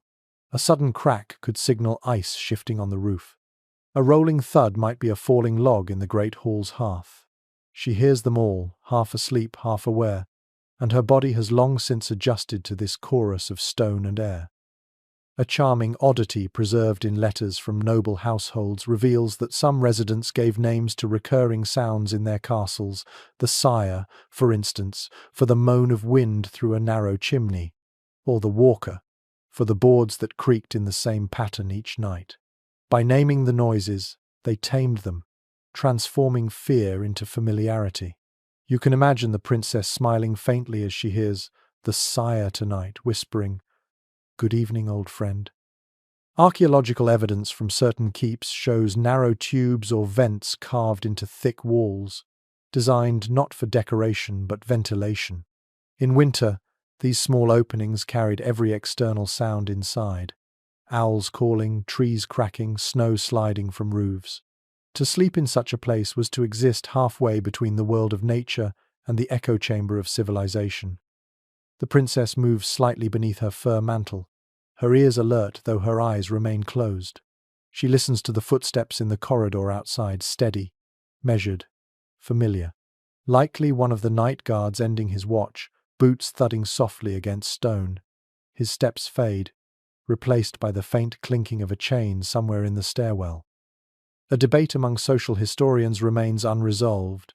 Did people of her rank grow used to such constant noise, or did it fray the mind over time?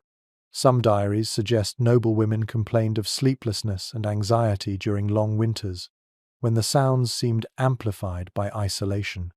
Others describe the creaks and murmurs as oddly soothing evidence that their fortress still lived, that they were never truly alone. The fire pops loudly, startling the cat curled by the hearth. It lifts its head, ears twitching, eyes flashing green in the dimness. For a heartbeat, everything feels alive again. The walls, the floor, even the air itself humming faintly with the castle's pulse. Researchers widely agree that medieval architecture shaped the senses as much as it shaped daily life. To live surrounded by echoing chambers and heavy doors meant perceiving space differently. Every sound became a signal, every silence a sign. The princess, wrapped in her furs, has learned this language. She knows when to trust a noise, when to ignore it, when to whisper a prayer. An amusing yet telling anecdote survives in the memoirs of a 15th century lady. She claimed that she could tell who walked past her chamber by the rhythm of their steps alone. Servants, knights, and visitors each made their own pattern on the floor. The princess here likely possesses the same skill, her ear tuned to the subtleties of those who live in her shadow. You begin to hear what she hears: the groan of timbers overhead, the faint scratch of mice behind the wall, the subtle whine of the wind through the arrow slit. Yet instead of fear, it brings calm. The repetition creates rhythm, and rhythm becomes reassurance. No one slept in silence in a medieval castle. Silence was for the dead, and the living found peace in sound, the steady murmur of existence continuing against the odds. The princess shifts again, pulling the covers close, the whisper of cloth almost blending with the sighing wind. Experts of medieval domestic life note that this awareness of sound shaped faith as well. Bells marked every hour, hymns echoed through chapels, even prayers were spoken aloud. Sound tied people to their world, to each other, and to their gods. To listen was to live. The princess finally closes her eyes, soothed not by quiet, but by familiarity. The noises of her world, the creaking beams, the distant voices, the restless fire become her lullaby. They remind her that she is not alone, that life still moves in the great cold. And as you listen with her, the castle's breath steadies, its heart of stone and fire beating once more in time with hers. The cold has no power here, not while sound fills the dark with memory and meaning. The first rays of dawn barely touch the highest tower before the castle begins to wake, yet in the princess's chamber, warmth lingers like a promise kept through the long night. Beneath her layers of fur and linen, she stirs, blinking slowly. The faint light creeping through the curtains paints everything in shades of silver and pale rose. The fire has dwindled to grey embers, but still, the room holds a ghost of heat proof that the night's guardians did their work well. She stretches delicately, careful not to disturb the quiet, and listens. Footsteps echo distantly from the hallway, servants beginning their morning rounds. A door creaks. Someone coughs. Life resumes, one sound at a time, and yet, for all her privilege, the princess is not alone in her chamber. Researchers widely agree that in medieval castles, solitude was an extravagance reserved for no one. Even royalty shared their most private spaces. A princess's bedchamber was a small ecosystem, a world filled with motion, whispers, and the soft rustle of duty. An unexpected record from a 15th century household manual explains that a noblewoman's room could contain several attendants sleeping nearby, a lady in waiting, a personal maid, and sometimes a wet nurse if children were present. Add to that the fire girl, the guard outside the door, and a messenger or two waiting in the corridor, and the illusion of privacy vanishes entirely. A peculiar detail preserved in French court etiquette describes that attendants were trained to move silently, to exist in the background like ghosts. They mastered the art of invisibility, serving, observing, protecting while never intruding. Still, their presence was constant, even in the most intimate hours. It's generally accepted among historians of courtly life that true privacy, as we understand it, did not exist for women of power. Letters were read aloud, meals were shared publicly, even prayer and sleep took place under the watchful eyes of others. A princess's comfort was woven from the same fabric as surveillance, each stitch a reminder that her body and her life were not entirely her own. An unusual account from a royal attendant's diary confides, "Her Grace desired quiet, but quiet cannot be had when 10 hearts beat near one fire." You can almost see it, the crowded warmth of the chamber, where each breath and movement creates an invisible weave of sound and duty. The princess sits up now, drawing her shawl around her shoulders. Her hair falls loose, dark against the pale fabric of her nightgown. 2 attendants rise immediately from their pallets near the hearth, one stifling a yawn, the other already reaching for the basin and pitcher. Their devotion feels automatic, a choreography rehearsed every morning. The first servant brings warm water, steam curling in the cold air. The second kneels to rekindle the fire, her fingers moving deftly through ash and coal. The smell of smoke returns, mingling with the faint sweetness of rose oil stored in small ceramic pots. The chamber, once the stage of solitude and dream, becomes a hive of quiet labor once more. A delightful eccentricity mentioned in a royal ordinance describes that noble women often conversed softly with their attendants during these early hours, not about politics or alliances, but about dreams. "Tell me what your eyes saw, and I shall tell you mine," one princess reportedly said each morning. In such confessions, the walls of hierarchy thinned, and the human need for warmth of heart as much as body was briefly shared. Some scholars argue that this constant company offered safety, comfort, even companionship in a world where isolation could breed fear. Others note that it erased individuality, making every waking moment a performance. The princess's sigh as she watches her attendants move might be both gratitude and longing for a moment, perhaps, to wake to silence and belong only to herself. Archaeological findings from preserved chambers reveal how spatial design enforced this shared existence. The lady's bed stood in the room's warmest corner, while her attendants slept near the door or hearth. Curtains divided them, but never sealed them off. Even the thin partition of fabric could not silence the soft symphony of human presence, breath, whispers, and the rhythmic crackle of the fire. One small, charming practice recorded in English estates tells that attendants kept their shoes off after nightfall to avoid disturbing their mistress. They padded barefoot through the rushes, toes numb but steps soundless. In such gestures, service became devotion, and silence itself a gift. The princess dips her fingers into the warm water. Steam glides upward, kissing her cheeks with fleeting comfort. For the first time since the night began, she feels the chill retreat from her bones. She closes her eyes and breathes deeply. The sound of the fire returning to life joins the shuffle of her attendants preparing her gown, and the world feels complete again, alive, humming, expectant. No consensus exists among historians on whether noble women resented or cherished this constant proximity. Some letters hint at exhaustion from endless attention, others reveal affection, even friendship.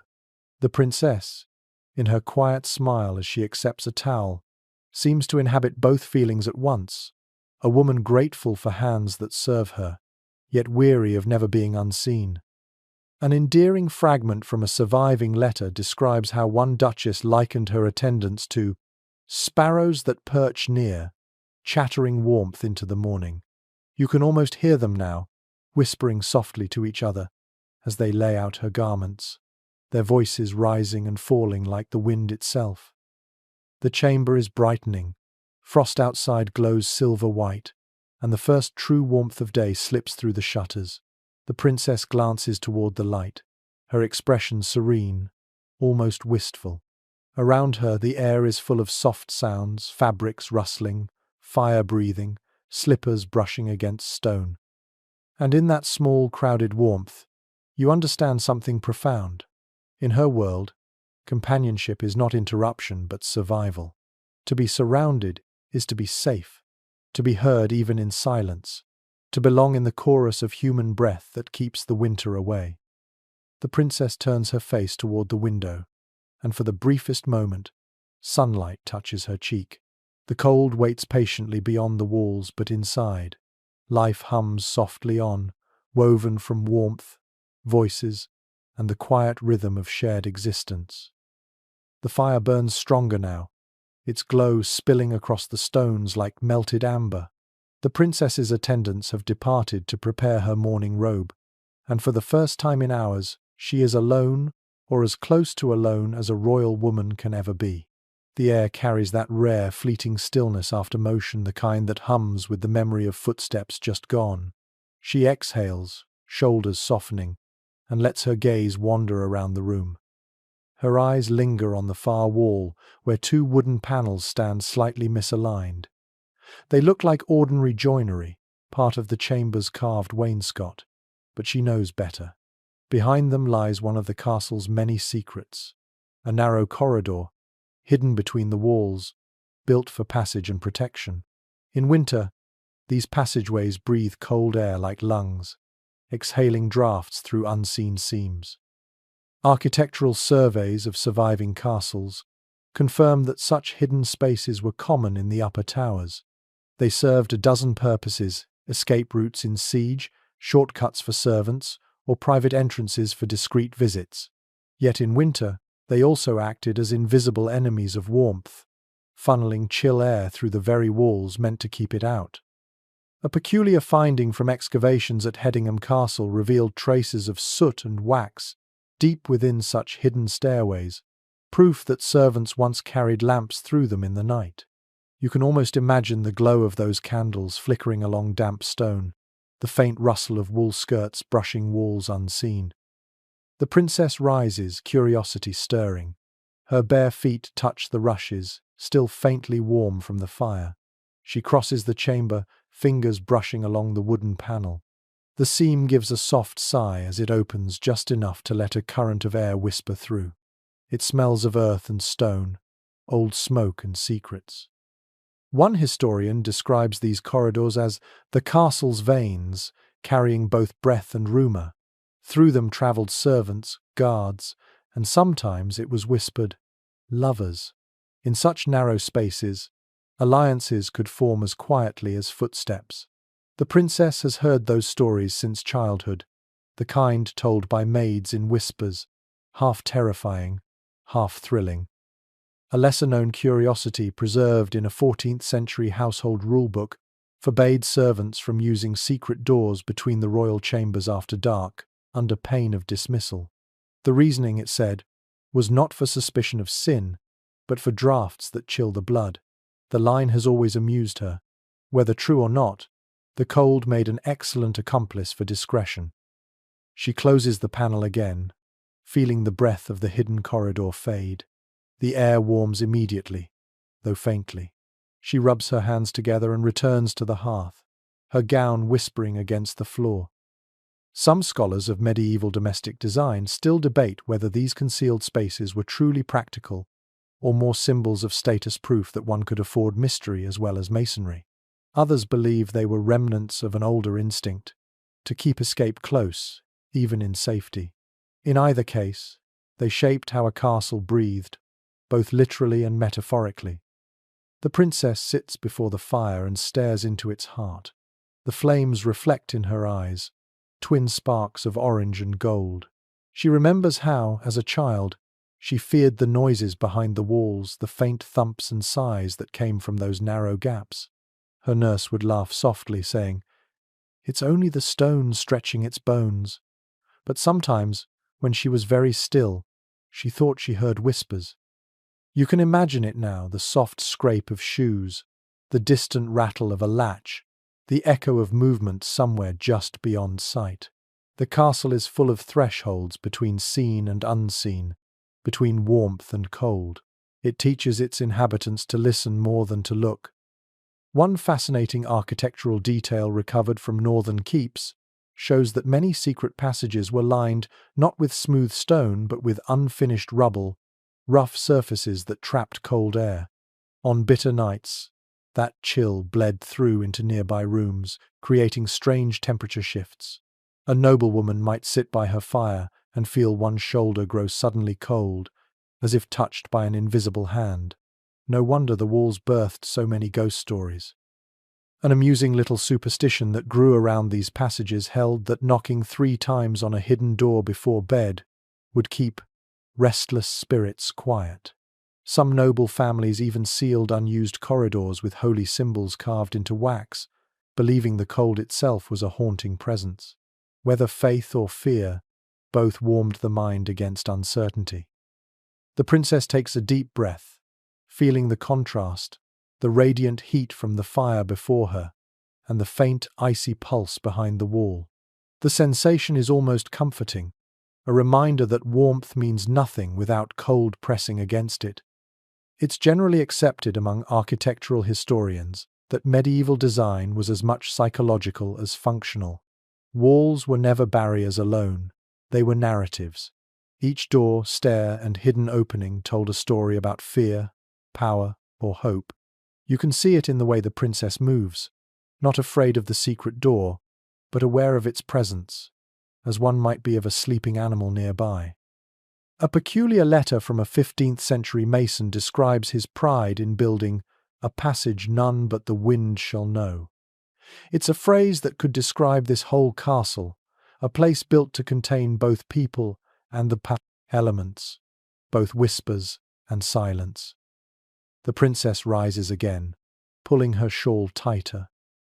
The firelight brushes her face, revealing the calm steadiness of someone who has learned to coexist with uncertainty. The panel remains closed, its edges seamless once more. Yet she knows it's there, and somehow that knowledge is a kind of warmth too, an understanding that every fortress holds its ghosts, and not all are to be feared. Outside, the wind sighs against the tower walls. Inside, the flames answer in kind, their rhythm steady, patient, alive. And as she returns to her chair, the castle settles around her once more, stone over air. warmth over chill, secrets folded neatly behind the walls. The morning has ripened into a pale, pearly light. Beyond the window, snow drifts lazily across the courtyard, swirling in slow arcs that catch the sunday. Inside, the princess sits by the hearth, a cup of spiced wine warming her hands. The firelight paints her cheeks pink, though the air around her still holds a lingering crispness. She exhales, watching her breath ghost faintly in front of her. For a moment, you might think she's simply savoring the warmth, but in truth, she's thinking, wondering, as countless others did before her, what warmth really is. Chroniclers of natural philosophy tell us that medieval thinkers believed heat came from within the body, governed by the four humours: blood, phlegm, black bile, and yellow bile. To sleep too cold or too hot, they said, would throw these elements out of harmony.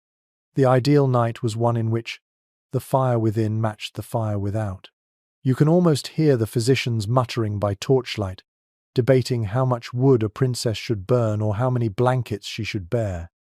A small but curious note in a physician's ledger from the 13th century describes how noblewomen were instructed to eat warming foods, ginger, garlic, cloves, even pepper before bed to stoke their internal fire.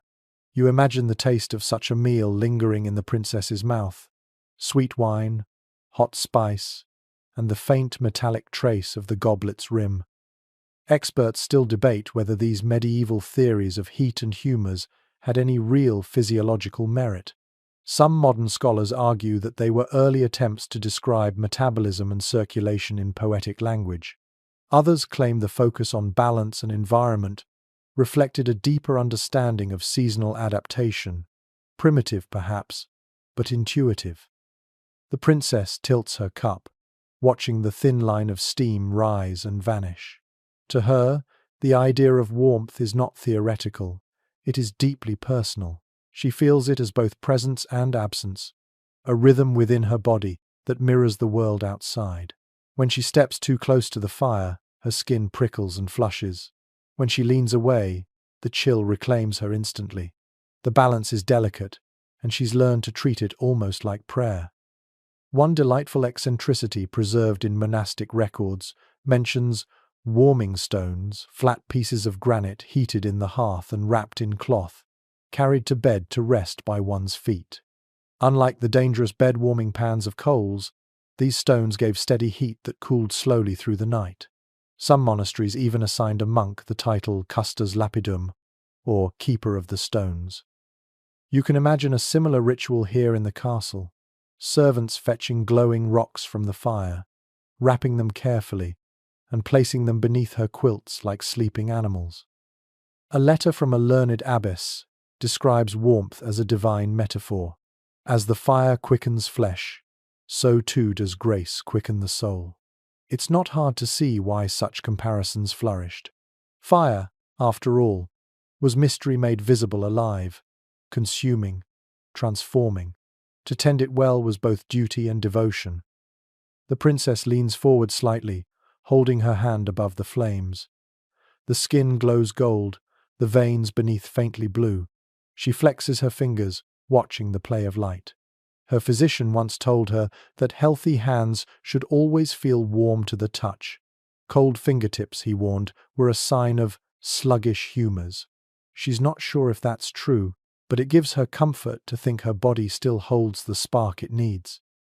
A peculiar superstition whispered among castle servants claimed that the hearth's heat came not from the wood, but from the spirit of the flame itself, a small soul bound to service. Each time the fire was fed, they murmured thanks, lest it grow sullen and fade. The princess finds herself doing the same, sometimes an unconscious nod to the flicker that keeps her alive. It's generally accepted among historians of medieval medicine that temperature, health, and morality were seen as intertwined. The body in balance was a moral one. Excess heat or cold suggested sin or indulgence. To shiver was a sign of weakness, but to sweat in winter hinted at pride. Comfort was not simply physical, it was spiritual equilibrium, achieved through discipline and moderation. An unexpected note from an Italian physician records a prescription for winter melancholy. Sleep near the hearth, think on sweet things, and breathe of rosemary. The simplicity of that advice feels timeless. The princess, sitting quietly in her tower, could have been his patient. Her world might be centuries away, but her needs remain human: to feel safe, to be warm, to believe in balance. She shifts slightly, glancing toward the frost-flecked window. The world outside glitters like crushed glass. From this distance, the cold looks almost beautiful, its cruelty disguised in brightness. She knows better. She's seen servants limp from frostbitten mornings, heard the stables echo with coughing men. Warmth, she thinks, is not just comfort, it is hierarchy, a line drawn by firelight. Archaeological findings from preserved castles support this notion. Rooms nearest the hearth were prized territory. Those who slept near walls faced the cold's invasion. Even within the same fortress, temperature was a map of privilege. The princess has never forgotten that truth, even as she enjoys its advantage. A charming passage from a medieval household guide suggests hanging mirrors near fires to double the light and warmth. It was more illusion than science, but the act itself was poetic, a small defiance of limitation. You can almost picture her now, tilting the silver mirror toward the flames, watching the reflection dance across the opposite wall, filling the room with multiplied glow. Some specialists argue that these beliefs about heat reveal how medieval people perceived their relationship with nature, not as conquerors, but as collaborators. They sought not to master cold, but to coexist with it through ritual and respect. The princess, sipping the last of her spiced wine, understands this intuitively. She places the empty cup aside and extends her feet toward the fire. The soles of her slippers glow faintly red in the warmth. Outside, snow falls thicker now, blurring the line between ground and sky. Inside, the castle hums quietly, its many fires alive, each one a heartbeat in the body of stone. The princess closes her eyes. She feels the heat rise from the hearth, the faint pulse beneath her skin, and something unspoken connects the two. For a brief, fragile moment, she is perfectly balanced between inside and out, between knowledge and belief, between survival and grace. The scent of cloves still lingers on her lips as she sets aside the silver cup. The warmth from the spiced wine has traveled through her veins, leaving behind a gentle hum beneath her skin. Morning has fully broken now, though the sun outside is pale and cold, a white eye in a grey sky. The world looks brittle, like a frost-covered glass sculpture. The servants have returned, bustling quietly with trays of food. Steam rises from a small bowl of pottage grain thickened with milk and honey, and beside it, a plate of bread still warm from the kitchen hearth. A curl of butter gleams golden against its crust. The princess takes one slow bite, the taste earthy and comforting. Her stomach answers with a low murmur of approval. Documents from noble estates confirm that breakfast, when taken at all, was simple for royalty. Soft bread, ale or watered wine, and occasionally fruit or porridge. It was less a meal than a ritual, something to coax the body gently into wakefulness. The true feast came later, at midday. But during long winters, even the smallest meal could mean the difference between vigor and fatigue. A peculiar dietary belief of the era held that certain foods could kindle or smother inner heat.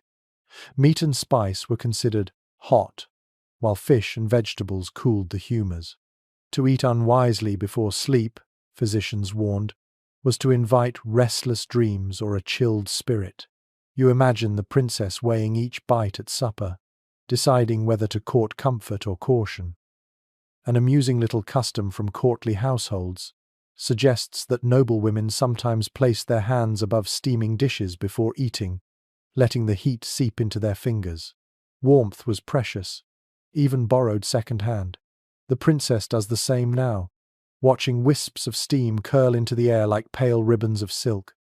Some experts argue that food rituals in medieval courts were less about nourishment and more about symbolism, proof of order in a chaotic world. Eating slowly, deliberately, mirrored the rhythm of prayer. Each taste, each sip, was a quiet claim against the cold's indifference. The princess takes another bite, savoring the grain's texture, the faint sweetness of honey. Around her, her attendants tidy the chamber, folding bed linens, sweeping stray ash from the hearth, and shaking out the rushes on the floor. The steady rhythm of their work fills the silence. A charming note from a chronicler of Burgundy mentions that noblewomen often gave small leftovers, crumbs, crusts, or cooling porridge to their pets after breakfast. It wasn't just affection, it was considered good fortune to share warmth with the lesser. The princess breaks off a piece of bread now and tosses it gently to the cat curled near the hearth.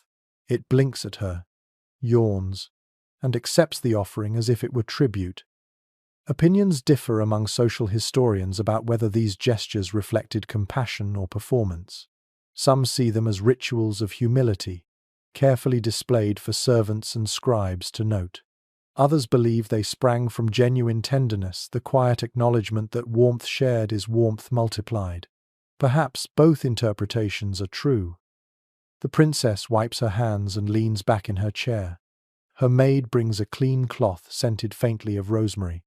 As the princess dabs at her lips, the aroma drifts upward, cutting through the heavier smells of wood and smoke. It's a small, intimate moment of grace, the collision of earth and elegance. Researchers widely agree that winter diets in castles were heavily dependent on preservation. Salted meats, dried legumes, stored grain, and the occasional luxury of imported spice. These foods filled bellies but seldom comforted the spirit. That's why spices, however rare, carried such prestige they offered a taste of sunlight in months ruled by shadow. A fascinating ledger from the English royal household lists shipments of cinnamon, cloves, and pepper arriving by ship from Venice each winter. These were locked away in iron-bound chests, portioned carefully by the steward. A few pinches of spice could cost a month's wages for a servant, yet for the princess, they were ordinary as snow. The irony is not lost on her. As she tastes the last drop of honeyed milk, she thinks of the villages beyond the castle walls of peasants waking to frozen fields, breaking the ice atop their water pails, chewing hard crusts of rye. Her comfort rests on invisible labor, warmth purchased with the world's imbalance. A delightful fragment from a surviving letter written by a noblewoman to her confessor reads, "I eat while others freeze. I sleep while others pray for dawn. Yet I cannot taste without their ghosts beside me." The princess may never have written such words, but perhaps she's thought them. The fire in her hearth burns bright, but its reflection in her eyes is softer now, tinged with something like humility. Some modern historians still discuss whether nobility felt empathy for those beneath them, or viewed their warmth as divine right. The truth, like heat itself, may have flickered. There were rulers who gave blankets to the poor, and others who built bigger hearths instead. Human warmth, it seems, has always been unevenly distributed. The princess rises, her robe whispering against the floor. The fire sighs as she steps closer, holding her palms toward it. Behind her, the empty bowl gleams faintly in the light, the remnants of her meal already cooling. She can feel both gratitude and guilt settle quietly in her chest, two emotions that, like hot and cold, rarely live apart. A peculiar superstition recorded in country folklore held that sharing one's meal with a beggar ensured mild weather for the next 3 days. Perhaps that's why she sometimes sends food to the gatehouse at dusk, though she tells no one. The gesture is small, nearly invisible, but it carries the warmth she cannot give through speech. The maid approaches again with a cloak, fur-lined and heavy. The princess slips into it, the weight both comforting and sobering. The morning has moved fully into being now. Outside, the cold remains implacable, a white ocean pressing against the walls. Inside, the air glows faintly golden, filled with the soft smell of breakfast, of fire, of humanity. And as she turns toward the window, watching her breath meet the glass, you realize this simple truth. Warmth is never just heat. It's an exchange between body and world, between privilege and mercy, between what is kept and what is given. The world outside the castle lies still beneath its frozen veil, but within these thick walls, warmth carries its own mysteries. The princess has finished her modest breakfast, yet her thoughts linger elsewhere on the flickering line between waking and dreaming. She sits quietly before the fire, hands clasped, the last traces of sleep still clinging to her. Her dreams have been strange lately, vivid and persistent, as though the cold itself is whispering through them. Records from court physicians mention that the chill of winter was often blamed for disordered dreams. Cold, they said, constricted the humours, stifling the heart's heat and sending the mind wandering through shadowed paths. People of the time believed dreams were more than imagination. They were messages, sometimes divine, sometimes dangerous. A lesser-known curiosity from a 14th-century dream book instructs, should you dream of fire, your body seeks warmth. Of snow, your spirit longs for purity. The princess remembers such sayings from childhood, when her nurse would listen to her morning stories and nod gravely, declaring each vision a prophecy. Some experts argue that medieval dream culture offered emotional freedom to those bound by etiquette. In waking life, a princess obeyed. In dreams, she might rule. Others claim these interpretations were merely tools of control, ways to turn even sleep into moral instruction. Whichever is true, she feels their grip still, centuries later in her own half-lucid mind. The princess wraps her shawl tighter. The memory of last night's fever still haunts her in flashes. A burning hall, voices calling her name, frost creeping through the cracks in her reflection. She shivers, though the room is warm. It was only a dream, she murmurs, half to herself, half to the fire. But dreams in this age are not easily dismissed.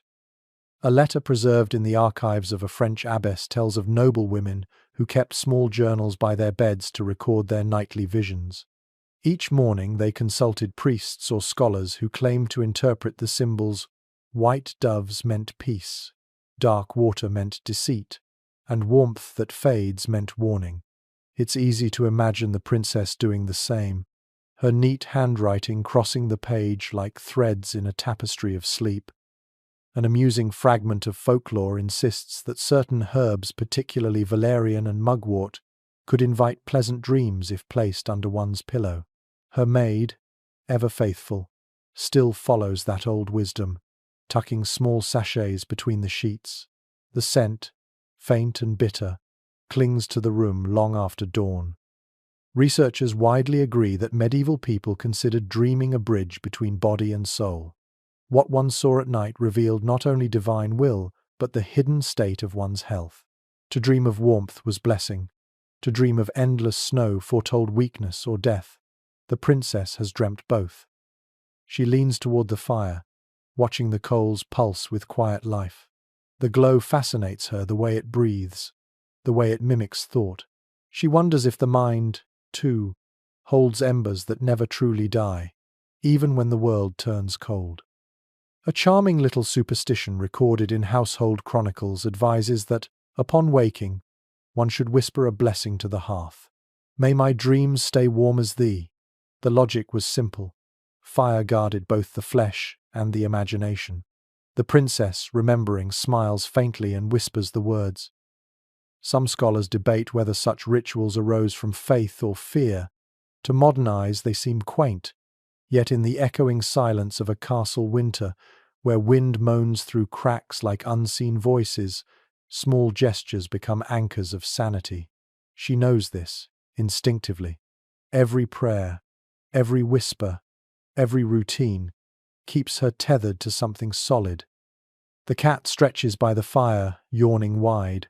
Its tail flicks lazily against the rushes, and the princess laughs softly. The sound surprises her. It's light, fragile, but real. Even laughter feels sacred here, a flare of human heat against the immensity of stone. Archaeological evidence suggests that even within these fortified walls, people sought ways to make the night less lonely. They sang lullabies to the fire, told ghost stories, recited poems about spring's return. Warmth, they believed, could be summoned not only through flame but through voice and imagination. The princess thinks of the song she heard as a child, sung by her nurse while brushing her hair. The melody comes back now, faint as snowflakes. Cold shall sleep when hearts stay near. She hums it under her breath, her voice almost blending with the sigh of the fire. An unexpected note from a 15th century confessor's diary reveals his unease about such nighttime songs. He feared they mixed pagan memory with Christian devotion, turning faith into comfort too human, too sensual. Yet perhaps that was their power to make holiness feel like warmth rather than fear. The princess finishes the tune and rests her chin on her hand. Outside, the wind rises again, brushing the shutters like a hand against fabric. She imagines the snow beyond, piling high on the battlements, muting the world into silence. Inside, the chamber glows with fragile life, a tiny sun in a land of frost. Some researchers remain divided on whether medieval dreams were truly believed to predict fate or merely mirror desire. Either way, they carried weight. To dream of warmth was to remember the body. To dream of cold was to feel the world's indifference. The princess has dreamt both, and perhaps that balance keeps her sane. She closes her eyes again, not to sleep, but to linger in the space between dreams and waking, where everything feels possible and nothing hurts. The fire hums softly. The scent of mugwort and smoke curls around her like a cloak. Her thoughts drift not toward fear this time, but toward curiosity. In her mind, warmth has become its own language, the language of survival, of memory, of spirit. She smiles faintly and whispers, "May the night remember me kindly." And though the day has barely begun, the words feel like a promise to herself, to the flame, and to the cold that always waits outside. The day outside drifts toward noon, but sunlight in winter feels more like memory than presence. Its rays brush the frost and vanish before they can soften it. Inside, the castle breathes slow and steady, its rhythm dictated by the crackle of fires and the measured pace of footsteps on stone. The princess sits near her chamber window, wrapped in her fur-lined mantle, watching the snow settle on the courtyard below. From here, she can see the servants crossing from the kitchens, their cloaks flaring behind them like wings. The faintest trail of smoke rises from the bakehouse chimney, curling upward into the pale sky. She wonders how it smells bread and soot, maybe a hint of wood ash. Warmth, in its simplest form. Archaeological studies of castle life confirm that kitchens were often the true heart of winter survival. While the great hall roared with ceremony and the private chambers shimmered with quiet refinement, it was the kitchens that produced the heat, the labor, the life that kept everything else alive. A delightful curiosity preserved in a steward's record tells that the kitchen hearths never went cold, not even for a single night. They burned ceaselessly through the season, tended by cooks and scullions who slept on benches beside them. For many, the kitchen's fire was the only warmth they ever knew. Experts remain divided on how well that heat travelled through the castle's cold arteries. Some claim clever architects carved flues and vents through floors, letting warmth rise into upper rooms. Others believe most of that life-giving heat never left the kitchens at all, trapped among pots, pans, and weary bodies huddled near the coals.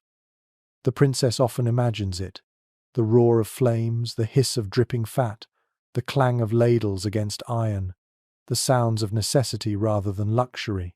Her meals arrive on silver trays, but each bite carries the labor of unseen hands scorched and blistered by fire. An unexpected letter from a cook in a noble household reveals a rare intimacy. "When the lady dines in comfort, I feel I have won a battle against the cold." That sentence, written with pride and exhaustion, might have come from any of the men and women below her now. The thought humbles her.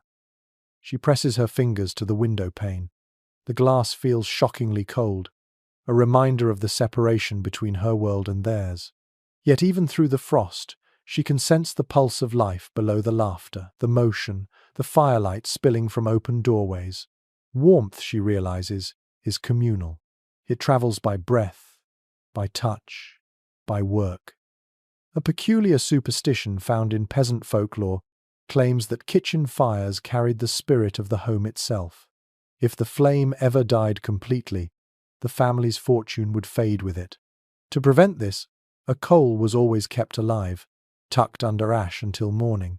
In great castles, perhaps, that same superstition lived on disguised as protocol. Fire never dies here. It is simply moved, like royalty itself, from room to room. The princess watches as two boys carry a bucket of glowing embers toward the servants' quarters. The light trails behind them like molten thread. She wonders if they feel powerful, carrying warmth through the veins of the castle like messengers of the Sunday. Chroniclers of medieval domestic life often wrote that a well-run household was measured not by splendor, but by heat. Better a warm stone than a cold jewel, one proverb says. And indeed, a castle's true wealth could be felt, not seen the steady comfort of rooms that resisted the endless winter. An amusing fragment from a 14th century kitchen account mentions that cooks would sometimes warm their hands over pots of stew and mutter, "Bless the lady's appetite." Each meal was its own small prayer for continued employment and continued heat. The princess smiles faintly at the image human hope disguised as hospitality. Some social historians argue that this distribution of warmth symbolized the medieval social order itself. Those nearest the fire labored, those furthest enjoyed the reward. The princess, gazing out at the snow again, feels that truth acutely.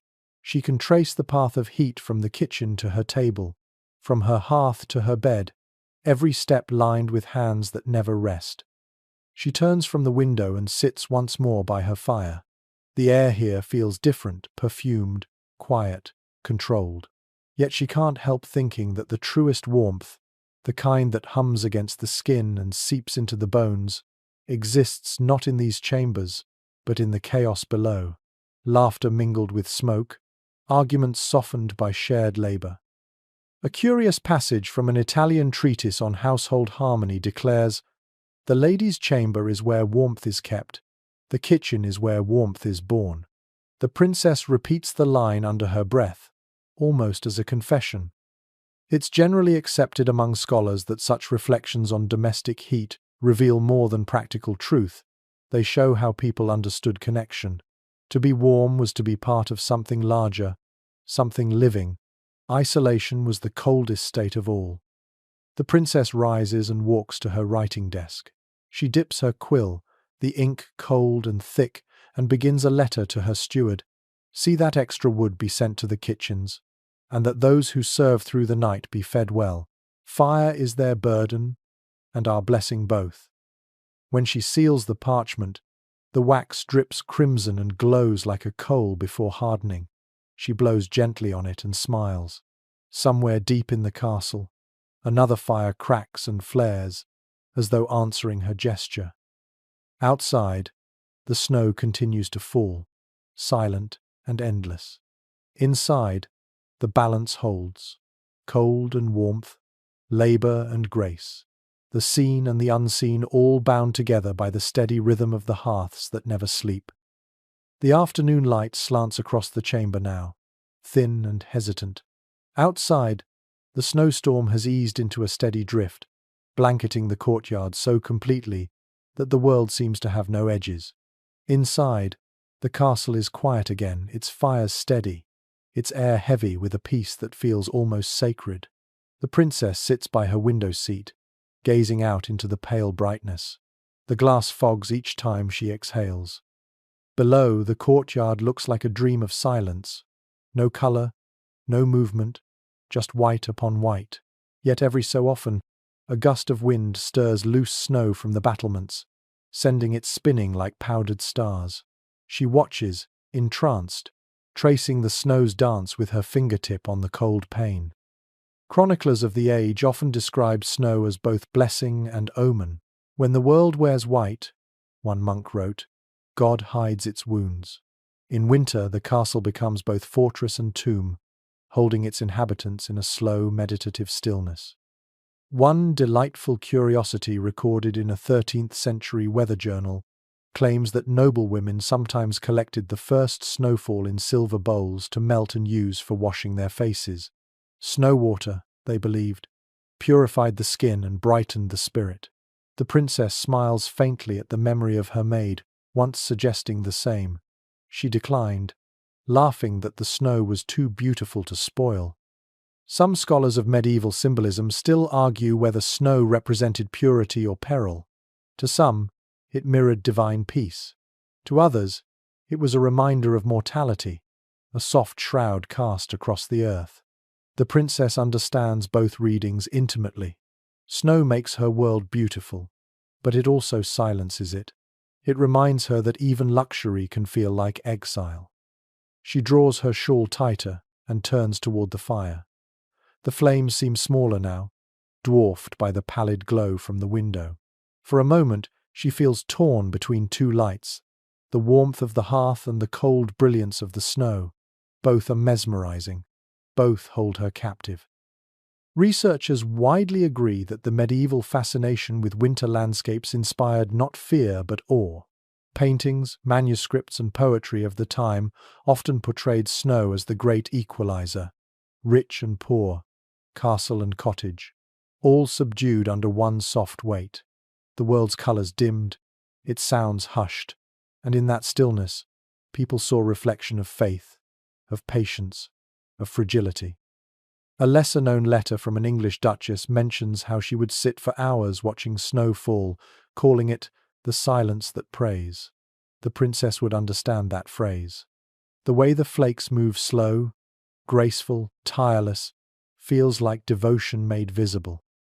She rises and walks toward the window again. The glass is rimmed with frost that glitters faintly in the firelight. She places her palm against it. It bites with cold. The contrast between skin and glass, life and stillness, sends a shiver through her arm that is not unpleasant. An unexpected detail from travelers' journals notes that castles in northern climates often had double shutters, wooden panels lined with fabric or fur to trap warmth. But during daylight, they were left open despite the cold, simply to let the occupants remember there was a world beyond their walls. Light, like warmth, was survival. It's generally accepted among medieval historians that winter days within castles followed a slower rhythm. Fewer duties, fewer visitors, more inward thought. People read, sewed, prayed, and listened. The princess, though surrounded by attendants and luxury, feels that rhythm tug at her now, the deep, reflective quiet that settles when there is nowhere to go but inward. A peculiar superstition from Alpine folklore held that if one spoke harshly while it snowed, the snow would remember and return as a storm. The princess thinks of this as she whispers softly to herself, her words gentle, careful, like offerings to the air. Let the cold rest. Let the walls hold. Let this peace remain. Archaeological records show that many castles featured small alcoves by the windows, cushioned with wool and fur, where ladies sat to embroider or read. The princess lowers herself into her own seat, a thick cushion beneath her, a book of psalms in her lap. Her fingers trace the faded gold letters, not reading, just feeling the grooves left by the monk's careful hand. A charming fragment from an illuminated manuscript depicts women stitching by candlelight, their faces serene, their eyes lowered. The artist added faint halos above their heads, blurring the line between piety and domesticity. The princess smiles at the thought how the ordinary became sacred when done with quiet grace. She glances up again, and the snow continues to fall, each flake unique, each destined to vanish. There is something soothing in that inevitability. For all her wealth, she too is part of that rhythm, momentary, fragile, destined to melt into history. Some experts in medieval spirituality claim that winter encouraged this awareness of impermanence. When the world outside froze, people turned inward, not only for warmth but for meaning. Castles became monasteries of thought. Queens and princesses became their own quiet contemplatives. The princess folds her hands over her book and closes her eyes. She imagines the snow outside piling against the tower, layer upon layer, until even the sound of wind fades. The silence deepens, becomes almost tangible.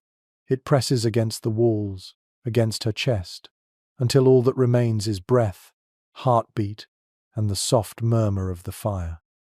A curious note from an old chronicle says, "When snow falls, all things return to first sleep." She feels the truth of it now. The stillness, the slowness, the faint sense of rebirth hidden within stillness.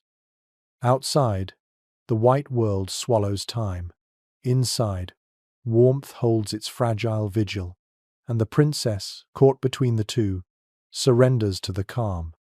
She breathes in, slow and deep, tasting air that smells of smoke and cold iron, and exhales a prayer not of words, but of quiet gratitude, for fire, for breath, for the miracle of a world so cold and yet so endlessly alive.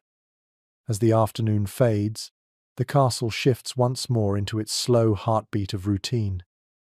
The snow has quieted to a fine dust, barely visible against the pale horizon. A pale, watery sunlight rests upon the battlements for a few fleeting moments before retreating again behind a curtain of grey. In this narrow window between day and dusk, the princess prepares for what the household calls the warming hour. It's the time of day when fires are replenished, rooms are sealed tight, and the castle braces for nightfall. You can almost feel it, a collective exhale, as servants hurry through the corridors, their footsteps soft and urgent, carrying bundles of kindling and buckets of coal. The princess watches from her chamber as the rhythm unfolds like a daily prayer. Contemporary records from castle inventories reveal that firewood was among the most closely guarded resources in winter. Every log had to be accounted for, each piece measured, cut, and rationed. "A careless blaze," one steward wrote, "is a sin against the household." In these great stone fortresses, warmth was not merely comfort, it was currency. A delightful curiosity from a 14th century expense ledger notes that certain nobles employed professional wood counters, whose sole duty was to ensure that no servant stole a log or slipped extra fuel to a friend. The value of heat, after all, was not abstract. It was as precious as silver. The princess knows this too well. Though her fire burns steadily, she has seen the storerooms half-empty barrels of charcoal, the neat stacks of wood diminishing week by week. Each flame in her hearth carries a cost that stretches down the chain of labour, through foresters, porters, and cart drivers shivering in frozen forests. It's generally accepted among economic historians that winter transformed even the wealthiest households into economies of survival. Castles functioned like small cities, every ember, every candle, every breath measured and rationed. To stay warm was to stay alive, and to waste heat was nearly a moral failing. An unusual detail preserved in an English steward's manual instructs noble women to monitor their own chamber's fuel use, lest warmth grow prideful. It wasn't mere thrift, it was virtue. To burn wisely was to rule wisely. You can imagine the princess glancing at her dwindling pile of logs, half practical, half philosophical, wondering whether her comfort deserves such devotion. Her maid enters now, bowing low, her arms burdened with split oak. The scent fills the chamber, instantly sharp, clean, alive. The princess gestures toward the hearth, and the maid kneels to feed the flames. Sparks leap, crackling like laughter in the still air. A charming superstition recorded in peasant lore claimed that if a log split cleanly in one stroke, good luck would follow through the week. The maid, perhaps remembering this, smiles faintly as the wood catches perfectly. The princess notices and allows herself a small smile in return. Experts remain divided on how conscious medieval people were of environmental cycles, but it's clear they respected wood as something sacred. Many regions enforced strict felling days and forbade cutting trees in deep winter, believing the forest itself slept then and must not be disturbed. Fire, therefore, was not simply resource, it was inheritance drawn from sleeping roots. A peculiar practice, described in a 15th century German household guide, involved blessing the wood before it entered the hearth. Servants sprinkled a pinch of salt and whispered, "Wake kindly." The act was both gratitude and apology. Though her castle sits miles away and centuries removed, the princess feels a similar reverence as the flames strengthen before her eyes. The maid steps back, wiping her hands on her apron, and the warmth spreads instantly. The air seems to breathe again. The shadows recede from the walls. A faint sheen of moisture melts along the window's edge. For a moment, the princess feels as though the castle itself sighs in relief. Some scholars of domestic life point out that this daily renewal of fire shaped more than survival, it shaped community. Every evening, as families and servants gathered around their respective hearths, they recreated the same gesture: light rekindled against darkness, warmth defended against the night. It was civilization reborn every sunset. An amusing fragment from a noble's diary recounts how children were taught to bow to the first flame of the evening, as one would to a guest. For in the fire's face, the writer mused, we see our own endurance. The princess, though long past childhood, bows slightly now as the fire roars to life, an instinctive acknowledgement of something ancient and shared. She extends her hands toward the blaze, palms open. The heat sinks into her skin, seeping through her bones. It's an intimate sensation, almost like touch. For all her rank and ritual, she feels in that moment no different from the simplest peasant huddled by a hearth. The fire makes equals of them all. Researchers have long suggested that this evening ritual, refueling, sealing windows, drawing curtains, was the most communal hour in a medieval household. Even royalty paused to watch the flames. It was the one time of day when survival, comfort, and beauty were the same thing. The maid finishes her task, bows once more, and withdraws quietly. The chamber grows still again, but the silence feels warmer now, alive with the low hum of burning wood. The firelight dances across the walls, tracing the embroidered figures on the tapestries, making them seem to move a flicker of life in woven stillness. The princess lingers in the glow, feeling her thoughts slow with the rhythm of the flames. The logs pop softly, a small, contented applause from the heart of the fire. She lets herself breathe in time with it. Outside, the wind begins to rise again, brushing against the shutters, searching for a way in. But inside, the warmth holds its ground. The castle, reborn through flame once more, glows like a living thing.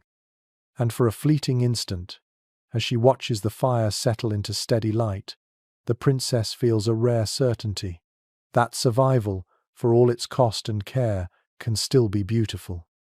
The fire burns low but steady, casting its gentle rhythm across the walls. It is late afternoon now, the hour when light begins to soften and the castle's quiet deepens. The air smells of oak, wool, and faintly of beeswax, a scent that clings to the breath of every stone. The princess sits at her writing table, quill in hand, the faint scratching of ink the only sound within the room. Letters, always letters. Winter fills the castle with them. Messages from distant courts, from family, from those who seek favor or forgiveness. The cold slows travel, but never stops the flow of parchment. Each seal broken releases not only words but a breath of another world. Records from royal households tell us that correspondence was a lifeline for the secluded nobility of winter. Snow could trap even a princess for months within the same walls, and words became her only passage outward. Couriers braved wind and wolves, carrying folded warmth from one lonely hearth to another. An unexpected tidbit from a French scribe's account reveals that ink itself behaved differently in winter, thickening from the chill, forcing writers to hold the bottle close to the fire so it stayed fluid. You can almost see her now, gently swirling the small glass vial, watching the ink swirl like dark smoke. Some historians argue that these long months of isolation nurtured the refinement of letter writing into an art form. In silence and solitude, noble women's words became both shield and song-love, longing and diplomacy bound together in elegant phrases. The princess's quill glides with care, each stroke deliberate, her script both graceful and cautious.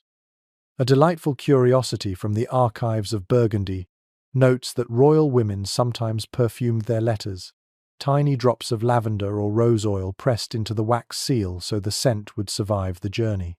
The princess does the same, dabbing her handkerchief lightly before sealing the parchment. The fragrance is faint but distinct, comfort that can travel miles through snow. Experts remain divided on whether these scented gestures were acts of affection or subtle politics tokens that reminded distant allies of one's refinement, one's presence. Either way, the message was the same: warmth, even in absence. The princess pauses, glancing toward the window. Outside, twilight gathers.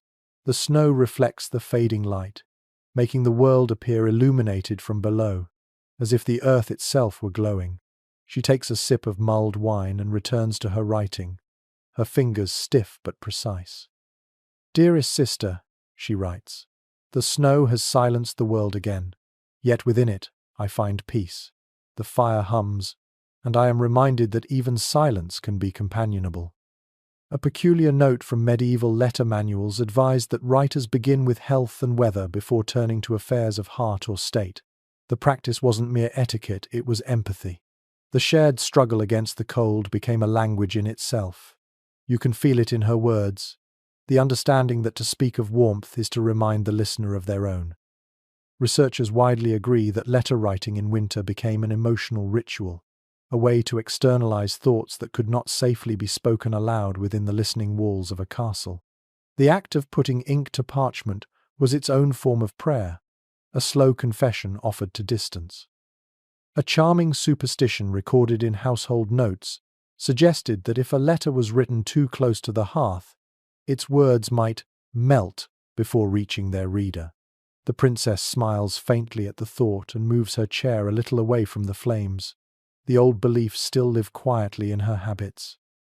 It's generally accepted among literary historians that these letters, written in solitude, shaped how generations understood intimacy. When touch and travel were scarce, words became the bridge between hearts. The princess's tone, gentle, reflective, touched with longing, belongs to that lineage of warmth carried through ink. An endearing fragment from a noblewoman's correspondence in 1421 reads, "Each word I write sits near the fire before it departs, so that it may arrive to you still warm." The princess copies a similar sentiment at the end of her letter, not out of imitation but because it feels true. The quill trembles slightly as she writes, "May these words reach you before the next frost does."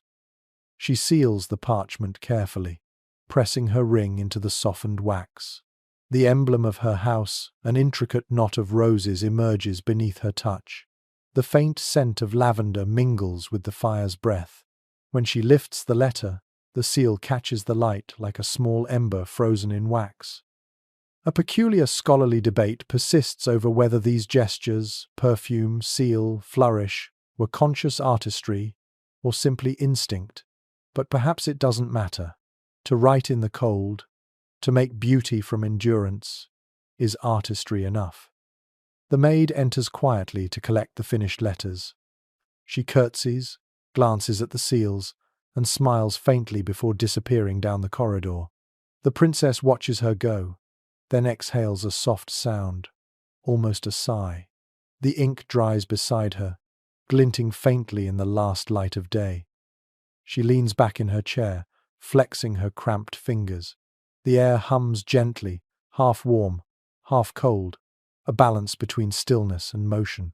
The fire crackles once more, as though acknowledging her small labor. Archaeological evidence from preserved correspondence suggests that many such letters were never sent, their writers keeping them tucked away as private companions during lonely months. Perhaps the princess has her own hidden bundle, words written not to be read, but to be remembered. The light fades completely now, leaving only the glow of the fire. The room feels smaller, yet somehow more alive.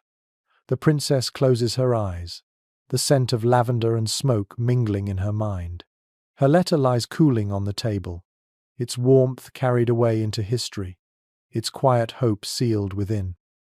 And for a moment, as the flames whisper their approval, she feels less alone. Dusk deepens quickly in winter, The light that remains clings to the edges of things, the rim of the goblet on her desk, the gleam of a brass latch, the fine threads of gold embroidered along the curtain seams. The world beyond her window fades into mist, its snowdrifts blurring into one vast field of shadow and light. The castle, so loud by day, quiets into its evening rhythm. The sound of bells drifts faintly through the corridors. Vespers. The princess stands, smoothing the folds of her gown. The weight of fabric feels heavier at this hour, as if the night itself settles into her clothing. Her maid enters silently, carrying a small brass lamp whose light trembles in the draught. The flame shivers but does not die. Records from convent life in the Middle Ages show that evening prayers vespers marked not just a religious obligation, but a psychological boundary. Day gave way to night. Work yielded to reflection. Even in royal households, the rhythm of the monastery shaped the rhythm of survival. A delightful curiosity from the household of Queen Philippa describes how noblewomen often kept their own chapels within chambers, small altars draped with linen, candles, and images of saints. The princess turns now toward her own, a narrow table beneath the window, its white cloth edged with lace, a silver cross gleaming faintly in the lamplight. She kneels before it, her breath visible in the chill air. The cold of the flagstone seeps through the fabric of her gown, grounding her. "Grant us rest from cold and fear," she whispers. Her words are not recited from rote, but formed from habit, shaped by centuries of winter and need.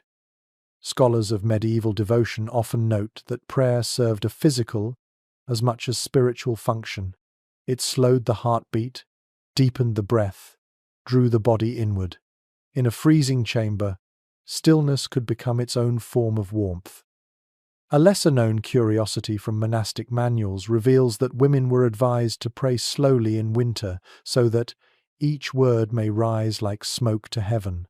You can almost see it now, the princess's lips moving softly, her words mingling with the faint curls of her breath, ascending invisibly in the dim light. Some historians still argue whether such personal piety was true faith or an expression of confinement. Was prayer comfort, or was it the only freedom she possessed? The princess does not ask such questions. Her world allows for no distinction.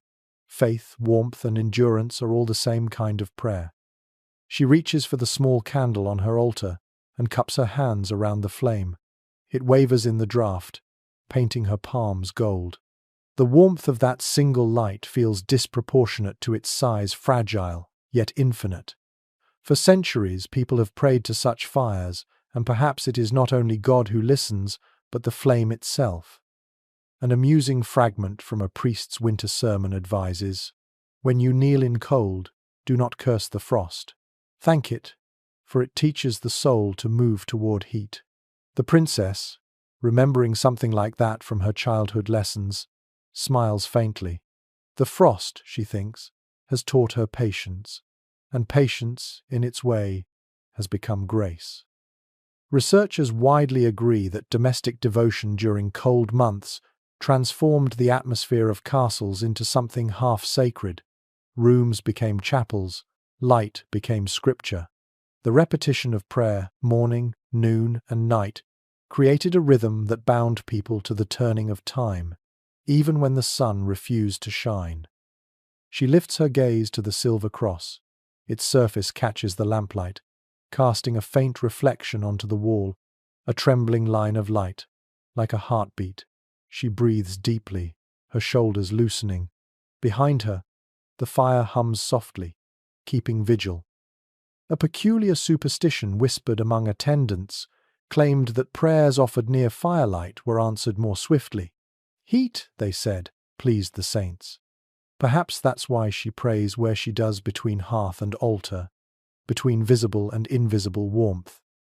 It's generally accepted among historians of medieval spirituality that religion offered structure to endurance. Where the cold threatened to dissolve time, prayer rebuilt it, marking hours, binding hearts, giving meaning to waiting. The princess, though weary, feels that truth settling within her now. She finishes her prayer, tracing the sign of the cross over her chest. The gesture is slow, unhurried, a ritual more of reassurance than petition. When she rises, the lamp flame trembles again in the draught. Her maid moves forward instinctively, shielding it with her palm. The sight, two women guarding a tiny light against the night, feels older than the castle itself. A charming little custom mentioned in household writings of the period notes that when evening lamps were lit, servants whispered a blessing, light and love to the house. The princess hears her maid murmur something similar, so quietly it's almost lost beneath the fire's hiss.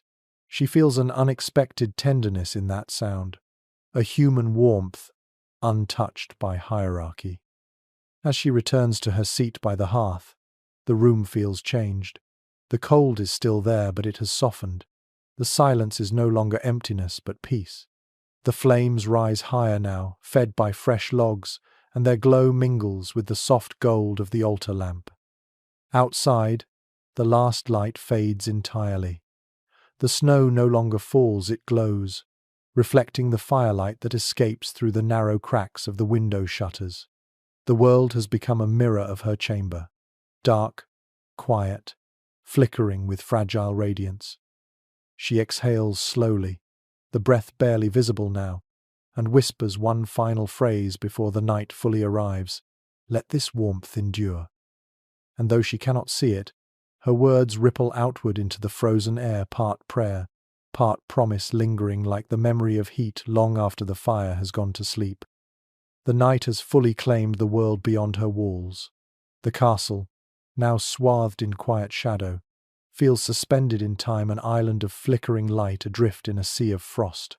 The fire in the princess's chamber burns low again, its embers glowing like watchful eyes beneath the grate. The faint smell of wood and wax fills the air, mingled with the sweetness of wool and perfume. She sits by the hearth, the same place where the day began, though the light now is gentler, almost intimate. The rhythm of the castle has slowed to a whisper. Somewhere in the lower halls, the last servants murmur their good nights. A door closes, a draught sighs through the corridor, and then stillness. Researchers widely agree that medieval nights were longer in every sense of the word. Without clocks to segment the darkness, time expanded, softening into ritual and imagination. The hours between supper and sleep became a space for storytelling, prayer, and quiet endurance. For the princess, it is a time to listen to the fire, to the wind, and to the strange, familiar music of solitude. A charming curiosity from a 14th century household manual describes the tradition of tale hour. Before sleep, nobles and their attendants gathered near the hearth to exchange stories. These weren't always legends of saints or heroes, often they were small, domestic tales. A cook's dream, a guard's superstition, a memory from childhood. Warmth, in such moments, came not from flame alone but from voice. The princess remembers those evenings from her youth, sitting at her mother's knee while old maids spun stories of far-off lands and winter miracles. "Speak softly," they'd whisper, "or the night will listen." She can still hear the cadence of those voices, slow, measured, lilting like the swing of a pendulum. Some scholars debate whether these nightly stories served as mere entertainment or subtle instruction. In a time when books were rare, and reading rarer still, storytelling was both art and education. Through tales, wisdom survived lessons about generosity, courage, patience, and the fragility of human warmth. The princess shifts closer to the fire and closes her eyes. In the crackle of the wood, she hears echoes of those long-ago nights. One log snaps, and for a moment it sounds like laughter. Another sighs and falls inward, whispering like a familiar voice. She smiles faintly, knowing it is only air, but the comfort remains. A lesser-known custom among noble households described that listeners often held hands during story hour to keep the warmth from escaping. It was not romance, but ritual, a shared acknowledgement that cold could steal into the plasterings, spirit as easily as into the flesh. Though the princess sits alone now, she rests her palms together, feeling her own pulse as a faint reminder of company. It's generally accepted among cultural historians that winter storytelling bound communities together more effectively than any decree or feast. Words carried heat, rhythm soothed fear. In an age without lamplight or noise, narrative was the hearth of the mind. An amusing little anecdote from a nun's diary records that one of her sisters refused to sleep without a bedtime story, claiming it lulled the devil out of her thoughts. The princess laughs softly at that image, the sound startling even to her own ears. It feels good to hear herself again, to know that warmth can still live in laughter. She leans forward, poking at the embers with an iron rod. Sparks scatter briefly, twinkling like fireflies before vanishing into the dark. The act itself feels ancient, ceremonial, a quiet conversation with the flame. Archaeological evidence from preserved hearths shows that people often arrange stones in circular patterns around fires, not for utility, but for focus. The flickering center became a mirror for the self. You can see that in the princess now, her gaze fixed, her thoughts turning inward. An unexpected letter from a court musician recounts that royal households sometimes ended their nights with soft singing a lullaby not for children, but for the fire. To send it gently to sleep, he wrote. Some hummed, some whispered prayers. The princess hums now, low and tuneless, more breath than melody. The sound drifts through the room like smoke. Some specialists in medieval psychology suggest that these acts, humming, praying, speaking to flames, were not superstition but survival. In a world of isolation and cold, people gave the night a voice so it wouldn't swallow theirs. To personify the dark was to tame it. The princess draws the fur closer around her shoulders. Her fingers, though warm, tremble faintly from fatigue. She lets her head rest against the chair, eyes half closed, body sinking into the steady rhythm of crackling wood. The light flickers across her face, painting it with gold, shadow, and peace. A peculiar superstition among castle servants held that if one stayed silent long enough before sleep, one could hear the fire's final sigh, a soft, "Thank you for being fed."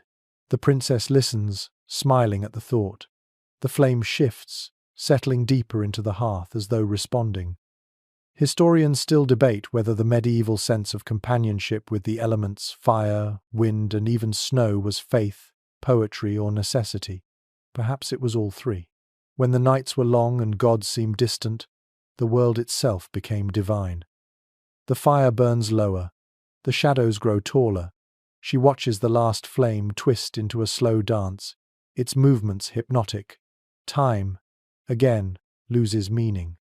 Only warmth remains, the faint, golden thread that binds her to this place, to every winter before and after. And in that stillness, she feels it again, the same realization that has carried her through every night of this long season. The fire is not only in the wood or the walls, it is in her breath, her voice, her endurance. Outside, the wind sighs through the battlements like a weary giant. Inside, she hums one last line of her childhood song. The note fades into silence, and for a long, beautiful moment, there is nothing but the warmth of memory holding back the dark. The fire's glow has dimmed to a low, patient heartbeat in the dark. The chamber seems to float within its own pocket of time, silent, golden, and self-contained. The princess sits very still, her eyes half-lidded, her mind balanced delicately between wakefulness and sleep. Beyond the window, the storm has returned. The wind groans against the stone as though trying to reclaim it, to remind the castle that all warmth is borrowed. The candles have burned low too, their wax pools at the base, catching the faint shimmer of reflected flame. The light they cast is soft and unsteady, but somehow more beautiful for it, like kindness that persists even when tired. The princess leans forward, shielding one candle from the draught, her hand cupped like a small shelter. Contemporary chronicles reveal that medieval households treated this hour before true sleep as sacred, though few would have used that word. It was the moment when the body gave itself back to stillness, when noise ceased and thought became its own quiet landscape. A lesser-known practice recorded in the diaries of noble women describes the ritual of turning the bed, the careful smoothing of sheets, the fluffing of pillows, and the quiet tucking of fur layers. The task was partly comfort, partly meditation. To arrange one's resting place was to assert control over the chaos of the cold. The princess rises and moves toward her bed. Her bare feet touch the rushes with a soft, dry whisper. She draws the curtains slightly, adjusting the folds so they fall evenly. The movement feels both practical and ceremonial. The tapestries on the walls seem to breathe with the draught, their woven figures flickering in and out of shadow. An endearing fragment of a domestic guide from the early 15th century advises noblewomen to speak kind words to their bed, for it shall keep their heart warm until the dawn. The princess smiles faintly at the absurd sweetness of it, but she whispers a few words nonetheless. The habit, like prayer, is half belief, half poetry. Experts remain divided on how seriously medieval people took such bedtime rituals. Some dismiss them as superstition. Others see them as early mindfulness, an instinctive act of gratitude toward comfort, hard. 1. The princess understands it differently. To her, each gesture is both remembrance and resilience, a promise that warmth still belongs to her, even in the longest night. She sits on the edge of the mattress. The fur blanket rises like a mountain of softness, its weight promising safety. Her maid approaches quietly with a small copper pan filled with glowing coals. Steam curls from the metal where drops of water hiss and vanish. The maid slides it gently under the sheets, letting the heat seep upward. The smell of iron and ash fills the air for a moment, before fading. Archaeological discoveries have unearthed remnants of such warming pans, their handles etched with symbols, crosses, stars, even small animals. Some scholars believe they served not only as tools but as charms, each design a whispered plea for peaceful sleep. The princess traces one such pattern with her finger, feeling the raised grooves beneath her touch. A curious superstition recorded in household folklore claims that one must never lie directly on a freshly warmed bed, lest the heat chase the soul from the body. Servants waited a few minutes after removing the pan before their mistress entered. The princess observes the same pause now, her eyes fixed on the faint steam curling from the furs. It's generally accepted among historians of daily life that the process of preparing a bed in winter was almost communal. It required coordination, maids bringing the coals, attendants shaking out furs, sometimes a guard stationed nearby to ensure no spark caught in the drapery. Warmth, once again, was a group effort disguised as luxury. A delightful oddity mentioned in the correspondence of a Scottish lady tells of noblewomen who slipped small sprigs of juniper or thyme between their sheets. To sweeten the air, the princess's maid does the same, pressing one fragrant stem into the folds of linen. The scent blooms softly, a green, earthy whisper beneath the richer smells of smoke and wool. Some researchers in medieval domestic customs suggest that such scents played more than aesthetic roles. Many herbs were mildly antiseptic, others calming. Sleep, for those who had the means to cultivate it, was something of an art constructed carefully, layer upon layer, like the castle itself. The maid curtsies and steps back, her face dappled in firelight. "Will your grace need anything more?" she asks softly. The princess shakes her head. "No, only quiet." The maid bows once more, then extinguishes two of the candles and slips from the room. The silence that follows feels alive. The princess moves slowly, drawing the curtains around her bed until she is cocooned in darkness. Inside this small world of cloth and warmth, sound becomes muted, and even the cold feels distant. She exhales, sinking into the weight of furs, her body adjusting to the bed's deep embrace. Historians still debate how well insulated these royal beds truly were. Some argue that layers of linen and fur created microclimates warm enough to mimic summer. Others insist that no amount of fabric could truly conquer stone's chill. Perhaps both are true. Comfort here is relative, defined as much by gratitude as by heat. A lesser-known quirk from noble life claims that some women left one curtain slightly open to let the soul wander in dreams. The princess has always liked that idea. She leaves a small gap in her canopy, through which the faintest shimmer of firelight seeps a promise that she is safe, but not sealed away. She lies still, eyes open, listening to the castle's slow respiration. The beams creak, the wind hums, and beneath it all, the hearth murmurs like a sleeping companion. Each sound is familiar, part of the same lullaby the castle has sung since its stones were set. A letter from a 15th century lady describes this exact moment. When all is quiet and the night stands guard, I feel my walls breathe. The princess would understand that completely. Within her woven cocoon, she too feels the living pulse of her fortress, its loyalty, its silence, its endurance. The last candle flickers once, then fades. Darkness folds over her, deep and heavy but not cruel. The warmth beneath her skin holds steady, and as her eyes close, her mind drifts toward dreams softer than snow. Outside, the wind prowls, but it cannot reach her here. Inside, the fire hums like a heart that will not sleep. And the princess, wrapped in layers of fur and faith, finally exhales into stillness. Sleep comes slowly. It drifts in the way snow falls, quiet, uneven, almost shy. The princess lies in her bed, surrounded by darkness that hums faintly with warmth. The fire outside the canopy has dimmed to embers, but its memory glows red against the curtains, a faint heartbeat at the edge of her world. She is neither fully awake nor truly asleep, floating somewhere between thought and surrender. Medieval people often describe this half-waking state as the soul's wandering. In surviving writings by mystics and scholars alike, it was believed that the spirit slipped gently from the body before sleep, hovering close like a moth near flame. Dreams, they said, were the echoes of its travels. A curious record from a 14th century abbess describes her nightly fear that her soul would lose its way in the cold and fail to return by dawn. Her sisters assured her that as long as a fire burned near her bed, it would guide the spirit home. The princess, perhaps unknowingly, observes the same comfort. The soft ember light beyond her curtain is her tether. She exhales deeply, her breath invisible in the darkness. The air inside the bed feels dense with warmth now, fragrant with thyme and fir. Beneath her fingertips, the fabric is smooth, the texture of spun linen cool against her skin. She shifts slightly, feeling the subtle rhythm of her pulse in her neck, matching the faint crackle of the hearth. Some historians of medieval sleep note that rest was rarely continuous. People slept in two parts.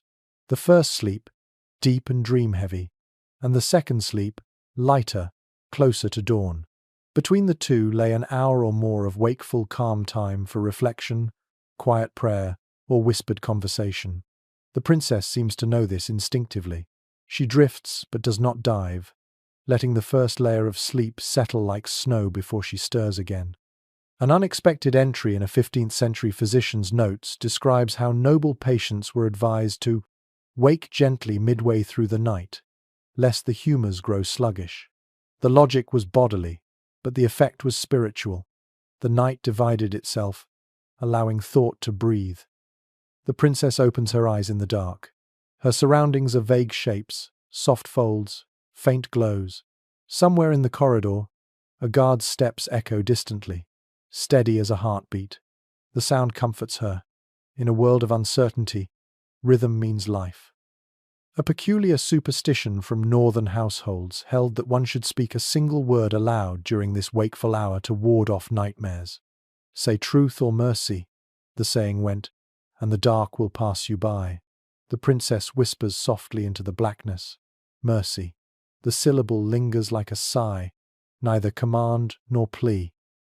It's generally accepted among cultural historians that such small nighttime rituals gave structure to the formlessness of darkness.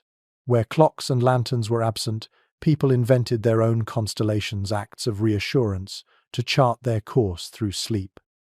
The princess listens to the wind pressing against her windows, the faint whine of it slipping through gaps in the stone. Each gust sounds like a voice too ancient to decipher. For a moment, she imagines it speaking to her, Not in words, but in rhythm. The world outside is cold, yes, but not dead. It moves, breathes, mourns, sings. An endearing little anecdote in a troubadour's diary recalls how knights on watch believed that the wind carried prayers from sleeping souls. "Every gust is someone dreaming," he wrote. The princess smiles faintly in the dark, liking the notion that her own half-dreams might travel the night like birds. She turns onto her side, the furs rustling softly. Beneath her pillow, the warming stone from earlier still holds a faint residue of heat, like a heartbeat pressed into the earth itself. Her fingers rest there for a moment, absorbing it. Archaeological traces of these stones show that many were smoothed by years of use, their edges polished by countless hands. Some were carved with initials or simple prayers. They were, in their way, more personal than jewels, tokens of survival passed quietly through generations. The princess wonders who first held hers, and whether they too found comfort in its warmth at midnight. Some scholars still argue whether these layered gestures, candles, herbs, stones, were acts of faith or desperation, but perhaps both truths intertwine. In a castle that breathes cold through every seam, survival is not brute endurance but ritualized tenderness. A curious bit of folklore warns that to dream of fire meant passion, but to dream of ashes meant regret. The princess thinks of that now, watching the embers' faint light flicker through the small gap in her bed curtains. There's something almost human in the fire's persistence. It refuses extinction, even when quiet. Researchers of medieval sleep culture note that this quiet, wakeful phase was often when people thought their most intimate thoughts, reflections not fit for daylight. The princess's mind wanders there now, to her sister's laughter, to the smell of rain in warmer months, to the memory of a summer morning when she once believed she would never know cold again. The recollection stirs something tender within her chest, like a small bird moving beneath cloth. A letter from an Italian countess once described this same nocturnal drifting. "In the dark, memory grows warm and gentle, and I feel all times at once." The princess understands that perfectly. In the hush between sleeps, time ceases to be a line and becomes a circle, past and present, folding into one steady heartbeat. The fire pops once, softly, a reminder of the world's persistence. The sound is comforting, like an answer to a question she didn't know she'd asked. Some experts in medieval psychology suggest that the castle's long winters nurtured a peculiar intimacy between isolation and imagination. When external warmth waned, the mind became its own hearth. The princess, half dreaming, feels that truth deeply. Her thoughts flicker like the coals, small, bright, refusing silence. Outside, the wind softens. The castle exhales. She closes her eyes again, her breathing slow, even, and sure. This time sleep comes without hesitation, like a blanket drawing itself gently over her thoughts. And as the night deepens into perfect quiet, the last ember beyond her curtain fades to a single red eye, watchful, steadfast, alive. When she wakes, it is not to light but to sound a faint creak in the timbers above, the subtle shifting of stone that means the castle is greeting another morning. The fire has burned down to a grey bed of ash, but the warmth lingers, trapped beneath the heavy curtains of her bed. Her body feels loose and heavy, her thoughts still wandering through the fog of dreams. This is the second sleep's quiet conclusion, the soft ascent back into the waking world. Medieval writers called it the returning hour, believing that the soul, after its nightly wanderings, rejoined the body in those first breaths before dawn. The princess stretches, slow and careful, feeling the furs slide against her skin. The air beyond the curtains bites with cold, but she is reluctant to leave her little world of warmth just yet.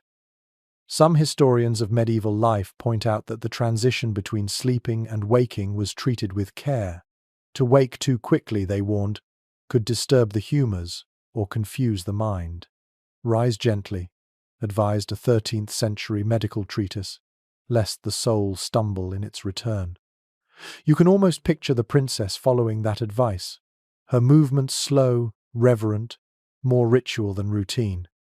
She opens the curtain just enough to see the faint grey light seeping through the shutters. The fire's ashes glow with faint life beneath their surface, and for a moment she wonders if she should stir them, feed them, or let them rest. There's a strange tenderness in that choice, like deciding whether to wake a sleeping friend. A curious superstition found in rural household records claims that if one could reignite the previous night's embers without new wood, it promised good luck for the day ahead. The princess smiles faintly at the memory her nurse used to do exactly that, blowing softly on the coals until one spark flared, and whispering, "See, the sun remembers us." She leans forward now, pulls her shawl close, and does the same. Her breath touches the ashes. For a moment, nothing happens. Then a tiny flame curls upward, golden and fragile. She feels a spark of pride, as though she's performed a small act of magic. Experts often debate whether medieval people saw fire as divine or domestic. To some, it was purely practical, a tool. To others, it was presence, a living thing that demanded respect. For the princess, it is both. The fire is her companion and her proof that night can always end. The maid enters quietly, carrying a tray of warm water and bread. She curtsies low, her breath visible in the air. "The storm's eased, my lady," she whispers. "The courtyard's white as heaven." The princess nods, though she cannot yet summon words. Her voice still belongs to sleep. Archaeological evidence from castles across Europe reveals traces of routine like this: small water basins near the bed, not for bathing but for morning cleansing. The ritual was simple. Dip the fingers, touch the face, greet the day. The princess does exactly that. The water is shockingly cold, and she gasps, her whole body waking at once. The sensation is sharp but cleansing, a reminder that life must resume its rhythm. A delightful note from a chambermaid's diary mentions how noble women often murmured a blessing when they first touched cold water in winter. "May my heart stay warm while my hands grow brave." The princess whispers it now, smiling at the old memory. The words rise into the still air like steam. Some scholars argue that these simple gestures, touching water, lighting a fire, gave meaning to repetition. In a world without modern noise or distraction, routine was poetry, structure woven into survival. The princess feels that truth in her bones. The morning unfolds not with haste but with intention. Her maid opens the shutters slightly, and light spills across the room, soft and silvery. The snow outside gleams like a field of crushed pearls. The reflection brightens everything: the bed, the walls, even the dull metal of the candle holders. For a moment, the room feels larger, lighter, almost forgiving. A peculiar observation from travelers' journals describes how winter sunlight in castles was often magnified by mirrors or bowls of polished brass, arranged to catch the faintest gleam. The princess's own mirror, oval and framed in carved wood, stands by the window. The light bends across it, scattering faint gold onto the stone floor. She rises slowly, wrapping herself in her robe. The floor's chill bites through her slippers, but it also wakes her fully, pulling her back into the living world. She crosses to the window, resting her hands on the cold sill. Outside, the snow lies unbroken. The air shimmers faintly, and from somewhere far below, she can hear the sound of shovels striking stone, the world beginning its day. A curious little custom found in winter chronicles claims that stepping into sunlight before breakfast brought good fortune, even if the light was weak. The princess unlatches the shutter and opens it wider. The cold rushes in, sharp and invigorating. Her breath spills out into the world, turning instantly to silver mist. She inhales deeply. The air tastes of snow, wood smoke, and faint iron. The freshness cuts through every drowsy remnant of sleep. It's not comfort, exactly, but it feels honest, a reminder that warmth is earned each day anew. It's generally accepted among historians of medieval domestic life that dawn was the quietest hour in the castle, the time before business, before voices, before the machinery of duty resumed. It belonged, for a few brief moments, to the self. The princess treasures that. She watches the courtyard fill slowly with light. Servants emerge, their figures small against the vast whiteness. The sound of their shovels and laughter rises faintly through the air. Somewhere, a stable door creaks, and a horse snorts, the sound sharp as music in the stillness. A passage from a chronicler of court life describes this same sensation. At dawn, even queens remember they are mortal. The princess feels that in her chest now, a quiet humility that carries no sadness, only truth. She turns back to the hearth, where the rekindled fire now burns brighter, a small sun reborn from ashes. She holds her hands out toward it, feeling the warmth creep up her arms, slow but steady. For a moment, she stands suspended between night and day, dream and duty, warmth and cold. Then she smiles, a calm, private smile, meant for no one but herself. The day has begun, and the castle, like her, breathes again. The day rises pale and quiet, the snow outside glowing faintly in the tender light of morning. The castle stirs awake, not suddenly, but gently, as though reluctant to break the fragile peace that winter has wrapped around it. Voices echo faintly through the corridors, muffled and rhythmic, like the murmuring of the sea beneath ice. The princess stands near the window, her hands resting lightly on the sill. The frost has etched delicate lacework across the glass, a pattern of flowers that nature has drawn in silence. She studies it for a while, tracing the shapes with her gaze. Beyond it, the world is white and endless. The storm has stilled, and now everything lies under its new skin of snow, smooth, unbroken, and beautiful. The servants move through the courtyard below, their breath silver in the air. She can hear the clink of buckets, the scrape of wooden sleds hauling logs, the faint, rhythmic sound of brooms sweeping frost from stone steps. All around her, life resumes its quiet, purposeful motion. It's generally accepted among historians of medieval daily life that after long winter nights, mornings in castles carried a sense of ceremony. The rekindling of fire, the first meal, the lifting of shutters, these were acts of renewal as meaningful as any prayer. In a world ruled by cold and darkness, every dawn was a triumph. The princess steps back from the window and gazes around her chamber. The room feels lighter now. The fire burns brighter, no longer a fragile ember but a confident glow. Its warmth has softened the air. The chill that once clung to the stones has retreated to the corners. The scent of wood smoke mingles with lavender and thyme, a domestic symphony of survival. A curious note from a 14th century lady's journal describes how she greeted each winter morning with a single whispered line: "The fire wakes, so do I." The princess murmurs it now under her breath, finding comfort in its rhythm. Her maid enters quietly, arms full of fresh linens and wool. "The sun's out, my lady," she says with a smile. "The snow will shine all day."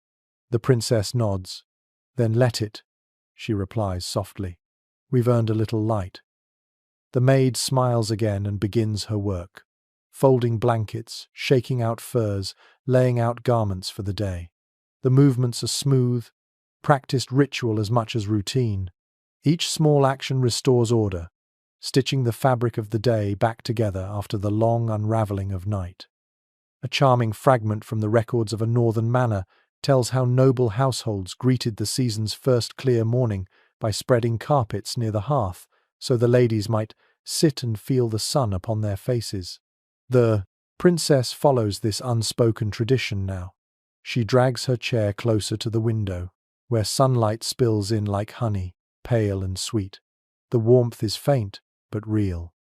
She sits there quietly, eyes half closed.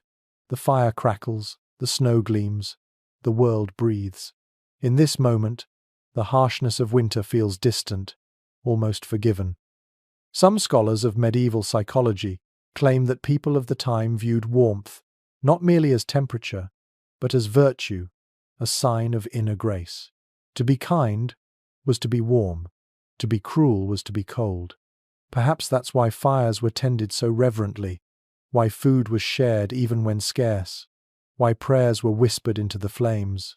Heat was the measure of humanity. The princess watches the light shifting across the floor, the colors of the stone changing as the sun climbs higher. She thinks of all the small acts that kept her alive through the long nights, the maids who fed the hearth, the cooks who stirred their stews beside the endless fire, the guards who walked their rounds through the snow. Warmth, she realizes, is never solitary. It is a chain of quiet labors linking one human breath to another. A peculiar superstition recorded in castle folklore claimed that when a winter finally ended, one should keep a single piece of unburned wood from the last fire. It was said to hold the soul of warmth and protect the household until spring. The princess rises now and chooses one small log from the basket, setting it aside near her altar. She smiles at the thought, not for superstition's sake, but for remembrance. Archaeological findings from castles that have stood for centuries reveal traces of such habits. Small, preserved remnants of hearths carefully left untouched, as if each family, across generations, had honored the same promise, never to forget the warmth that carried them through the cold. Outside, a crow lands on the windowsill, its feathers black against the white world. It tilts its head at her, unafraid. She studies it for a moment before it flutters away, leaving a faint trace of motion in the air. The moment feels like a message, simple, natural, ephemeral. It's often said by modern historians that life in medieval castles was defined by contrast, between light and shadow, silence and song, warmth and chill. The princess has lived all those opposites through this long, frozen season. Now, in the gentle quiet of morning, she feels the truth of them blending, the cold teaching her to cherish heat, the darkness teaching her to love dawn. She lifts her cup of warmed wine, takes a slow sip, and closes her eyes. The taste is rich and spiced, the liquid tracing its warmth down her throat.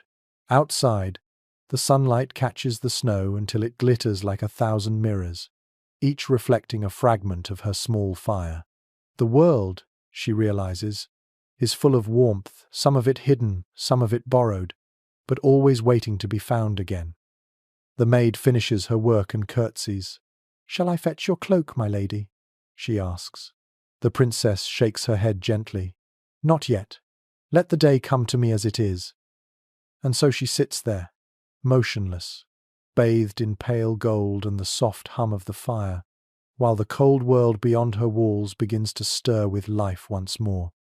For all its hardships, the winter has given her this, the understanding that warmth is not only what one feels, but what one keeps, what one gives, what one remembers. She breathes in deeply, the scent of smoke and sunlight mingling in the air, and for the first time in many nights, she feels no need to chase the cold away. It has taught her its lesson well, that endurance and beauty can share the same bed. Now, as the castle settles into its waking hours, she lets her thoughts drift like snowflakes melting in light. The fire murmurs, the morning brightens, and all things stone, breath, and memory seem to exhale together. And somewhere deep within the quiet warmth of that room you realize, so do you. And now, as the story softens into silence, let your own breath slow with the rhythm of the fire you've imagined. Picture it, the last ember glowing beneath the grate, its light pulsing gently in the dimness. The castle has settled into peace. The princess, her day complete, closes her eyes again, not in fatigue, but in quiet gratitude. Outside, the snow lies still. The air carries no sound but the distant hum of wind brushing against the towers. The world is calm now, folded under a blanket of white. Each flake, each spark, each faint breath of warmth seems to exist only for this moment. You too can rest here. The cold cannot reach you. The walls are strong. The hearth still glows. Feel the softness of fur beneath your fingers, the faint perfume of lavender in the air. Listen to the crackle fading into silence. the rhythm of your own breathing blending with the castle's deep, ancient calm. If thoughts wander, let them. The night is long enough for every dream. The warmth you've carried through this story belongs to you now. It will keep its vigil while you drift. And as the last image fades, the fire dimming, the snow whispering, the princess sleeping beneath her furs, let yourself surrender to the same stillness, the same quiet grace. Rest easy, traveller of time. The cold has passed. The world sleeps softly, and so may you. Sweet dreams.